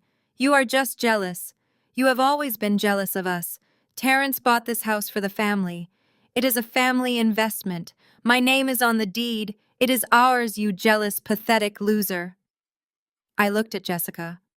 I let a slow, terrifying smile spread across my face. Yes, Jessica, I replied, my voice dropping to a lethal, echoing calm. Your name is on the deed. Terrence made sure to include you and your mother on the property title to share the wealth, which means as of this morning, you and Malik are legally liable as co-conspirators for the $1.2 million in federal wire fraud used to purchase it. Malik stopped dead in his tracks. The arrogant posturing evaporated from his face, replaced by sudden, overwhelming terror. He was an ambitious man who understood liability perfectly well. He turned and stared at Terrence, his eyes wide with horrified realization. What did you do? Malik demanded, his voice cracking. He grabbed Terrence by the lapel of his ruined linen suit. You put my wife on a fraudulent deed. You tied us to a federal crime. Are you out of your mind? Get your hands off him! Vivian shrieked. She pushed Malik away, stepping protectively in front of Terrence. Vivian was a woman who would watch the world burn before she admitted defeat. She smoothed down her silk caftan, desperately trying to salvage her shattered dignity. She turned to the crowd, forcing a strained, aristocratic smile. Please, everyone, ignore this! Vivian announced, her voice trembling slightly. My daughter-in-law is deeply unwell. The stress of my granddaughter's illness has completely fractured her mind. She is making these documents up. She is a sick, vindictive woman trying to ruin my son's beautiful celebration out of pure spite. She looked back at me, her eyes filled with supreme, unwavering arrogance. She truly believed her word. Her social standing would override the hard evidence glowing on the television screen. "You have no proof of anything, Kendra," Vivian spat. "You are nothing but a liar." I did not argue with her. I simply tapped the screen of my phone one last time. The television display went black, but the audio file I had queued up instantly routed through the outdoor sound system. It was the recording from the hospital corridor. The sound was incredibly crisp. Every guest on the patio heard the rhythmic, desperate beeping of Zuri's heart monitor in the background. Then Vivian's voice boomed out of the speakers, dripping with callous, venomous irritation. "I am not delaying this caterers because your child has a fever. Stop ruining my son's celebration. Stop being so dramatic. If you need money to pay for her little hospital stay, go ask the army." The collective reaction of the high society guests was absolute, undeniable revulsion. Women actually covered their mouths in horror. Men shook their heads in utter disgust. The final shred of Vivian's carefully constructed social facade disintegrated. The wealthy elites she worshipped were actively backing away from her, treating her like a diseased animal. Her social ruin was instant, total, and permanent. Vivian clutched her chest, her mouth opening and closing as she looked around at the faces of the people who now completely despised her. Terrence realized it was over. The money was frozen. The house was lost. His career was obliterated. His reputation was reduced to ashes. The undeniable reality of a 20-year federal prison sentence was staring him directly in the face. Blinded by absolute humiliation and homicidal rage, Terrence let out a guttural, terrifying roar. He abandoned any pretense of civilization. He lowered his shoulder and lunged directly at the stage, his hands reaching out to wrap around my throat. He never made it past the raw bar. Before Terrence could close the distance, the heavy wooden side gate of the patio swung open with explosive force. Two large men wearing tactical vests and windbreakers stepped onto the deck. The bold yellow letters on their backs read, U.S. Marshal. I had not just driven to the family court in Atlanta, I had driven to the federal building. I had handed the financial audit, the IP addresses, and the forged documents directly to the duty agent. I had explicitly informed them that Terrence Carter, a man facing severe federal charges and holding a recently expired passport, was currently standing on a deck in South Carolina with ready access to international waters. I had flagged him as an immediate high-priority flight risk. The marshals moved with terrifying professional speed. The lead agent intercepted Terrence mid-lunge. He grabbed Terrence by the back of his expensive linen jacket and used the man's own forward momentum to drive him forcefully face-first into the custom marble countertop of the outdoor kitchen. The impact was a sickening thud. The remaining crystal glasses shattered around him. "Terrence Carter." The marshal stated, his voice a booming bark of federal authority that silenced the entire property. He wrenched Terrence's arms behind his back, the sharp metallic click of heavy steel handcuffs echoing across the patio. "You are under arrest for federal bank fraud, wire fraud, and aggravated identity theft. You have the right to remain silent." Total panic erupted. The caterers abandoned their stations. The jazz trio grabbed their instruments and fled toward the side gate. The 50 wealthy socialites scrambled for the sliding glass doors, desperately pushing past each other to escape the property before their names could be associated with a federal raid. Vivian collapsed into a patio chair, sobbing hysterically into her hands, completely ignored by the fleeing crowd. Malik grabbed Jessica by the arm and practically dragged her toward the street, screaming at her to call a defense attorney immediately. I stood perfectly still behind the microphone. I watched as the marshals pulled a handcuffed, weeping Terrence away from the marble counter and marched him off the deck. I looked at the ruined raw bar, the overturned champagne flutes, and the empty, sprawling mansion that belonged to absolutely no one. I reached up, unclipped the microphone from the stand, and laid it gently on the wooden deck. I had finished my speech. 72 hours later, the smoke was still clearing from the blast radius of my exit, and Terrence's carefully constructed world had been entirely reduced to ash. He was out on bail, but the freedom was nothing more than an illusion. The distinct sterile smell of the federal holding cell still clung to his skin as he sat in a cheap motel room on the outskirts of Savannah, staring at a phone that refused to stop ringing with bad news. His corporate empire had collapsed with terrifying speed. His company's board of directors convened an emergency session the morning after his arrest. Before noon on Monday, his corporate email was locked. His access badges were deactivated, and a courier had delivered his formal notice of immediate termination to his attorney. The company cited a gross violation of their morals clause and a desperate need to immediately distance their brand from an active federal fraud investigation. Terrence was completely unemployed, universally disgraced, and legally radioactive. The collateral damage he caused was spreading like a virulent disease, actively destroying the rest of his family. The moment the federal marshals dragged Terrence off that teak deck, the illusion of loyalty between Malik and Jessica evaporated. Self-preservation is a powerful instinct, and federal conspiracy charges carry a terrifying weight. Jessica turned on Malik the second they reached their car. She shrieked that she would not go to federal prison and lose her own career over his brother's insane schemes. Facing a potential indictment for being an active signatory on a fraudulently obtained deed, Malik panicked. He did not hesitate to save his own skin.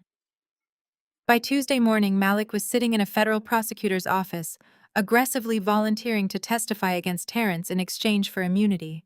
To secure the highest-tier defense attorney in the state to negotiate that immunity deal, Malik completely drained their joint savings accounts.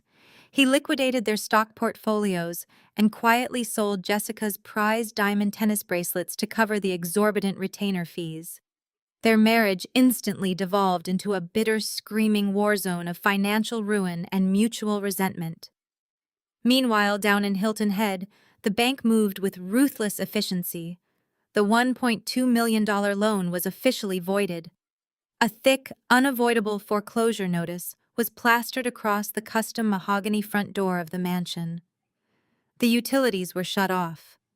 The raw bar from the housewarming party sat abandoned on the deck, the colossal shrimp and imported oysters rotting under the hot South Carolina sun, a perfect monument to their decaying greed. The absolute worst fate, however, was reserved for Vivian. Her punishment was not legal, it was social, and for a woman like her, that was a fate far worse than prison. The audio recording of her callously denying her sick granddaughter medical care so she could sip mimosas had captured the attention of everyone who mattered. It spread through the affluent circles of Atlanta and Hilton Head like a wildfire. High society operates on a strict code of public propriety, and Vivian had violated the absolute core of it. When she attempted to attend her regular Tuesday luncheon at the country club, the valet refused to open her door. The general manager met her in the lobby, quietly informing her that her membership had been indefinitely suspended pending a review by the ethics board. By Wednesday, her inbox was flooded with cold, formally worded emails from the various charitable foundations and hospital boards she served on, all unanimously requesting her immediate resignation. When she walked through the aisles of her upscale grocery store, women she had known for decades suddenly turned their carts down different aisles. The whispers followed her everywhere. She was no longer Vivian Carter, the elegant matriarch of a successful real estate family. She was a monster who told a desperate mother to beg the army for money while her granddaughter fought for her life on a ventilator. She was a total pariah. She barricaded herself inside her house, closing the blinds, completely isolated in her own toxic shame. Terrence was out of time, out of money, and completely out of options. The federal government had placed a hard freeze on all of his remaining personal accounts. His black credit cards were declined at gas stations. He was staring down the barrel of a 20-year mandatory minimum sentence in a federal penitentiary. Desperate, bankrupt, and technically homeless, he packed a single duffel bag into a rented compact car. The luxury SUV he loved so much had been seized by the feds as evidence. With nowhere else to turn, he drove back to Atlanta to grovel. He drove straight to our affluent subdivision, expecting to use his key. expecting to bully his way back into the house and demand I fix the mess he had created. He pulled into the driveway and slammed on the brakes. A massive, brightly colored sign sat in the center of the perfectly manicured front lawn. Sold. Strangers were actively carrying boxes through the front door. The locks had been changed. The property had been liquidated through the emergency ex parte order. I had secured the proceeds placed safely into a protected trust for Zuri. Terrence stood on the sidewalk, his chest heaving with panic as he realized the absolute finality of his situation. He aggressively called his real estate broker, threatening the man with a lawsuit he could not afford, until the terrified broker finally provided a forwarding address. My new reality was a fortress built on absolute independence. In the weeks leading up to his arrest, I had channeled my military logistics training and tactical expertise into launching an independent risk management and corporate security consulting firm. Without Terrence's financial sabotage draining my resources, my business had exploded. I had secured 3 massive corporate contracts in my first month. I used the initial retainers to purchase a stunning hyper-secure townhouse in a gated private community on the north side of the city. It featured 24-hour armed security biometric access panels and high-definition surveillance cameras covering every conceivable angle. Terrence managed to tailgate a resident's vehicle through the main security gate. He parked his cheap rental car haphazardly on the curb and practically ran up the slate walkway to my heavy oak front door. He did not ring the bell politely. He began beating his fists against the thick wood, the heavy thuds echoing through the quiet, affluent neighborhood. "Kendra!" Terrence screamed, his voice cracking with a pathetic, high-pitched desperation. "Kendra, please open the door. I know you are in there. Please, baby, you have to talk to me." I stood in the center of my new, immaculate entryway. I was wearing comfortable cashmere loungewear, holding a mug of herbal tea. I looked at the large, high-definition security monitor mounted on the wall. The camera captured Terrence in crisp, unforgiving detail. He looked completely destroyed. His clothes were wrinkled, his eyes were bloodshot, and tears were actively streaming down his face, soaking into his unshaven jaw. He was a broken, hollow shell of the arrogant man who had tried to crush my wrist in the steakhouse. "Kendra, I am begging you," Terrence sobbed, pressing his forehead against the heavy wood of the door. "Please call the bank. Call the federal prosecutor. Tell them it was a marital dispute.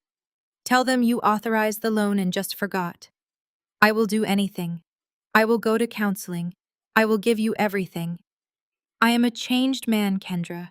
Please do not let them send me to prison." I did not feel a single flicker of pity. I did not feel an ounce of anger or residual resentment.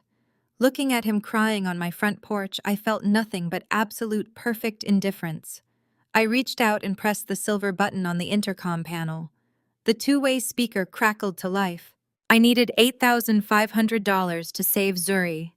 I stated, my voice completely devoid of emotion, transmitting clearly through the exterior speaker. "You chose a house. Now you do not have a house, you do not have a daughter, and you do not have a wife. Figure it out yourself."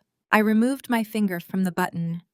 The green light on the console faded to black instantly and permanently severing the connection. I could still see his mouth moving on the silent security monitor, his face twisting into a mask of pure, helpless agony as the reality of my words struck him.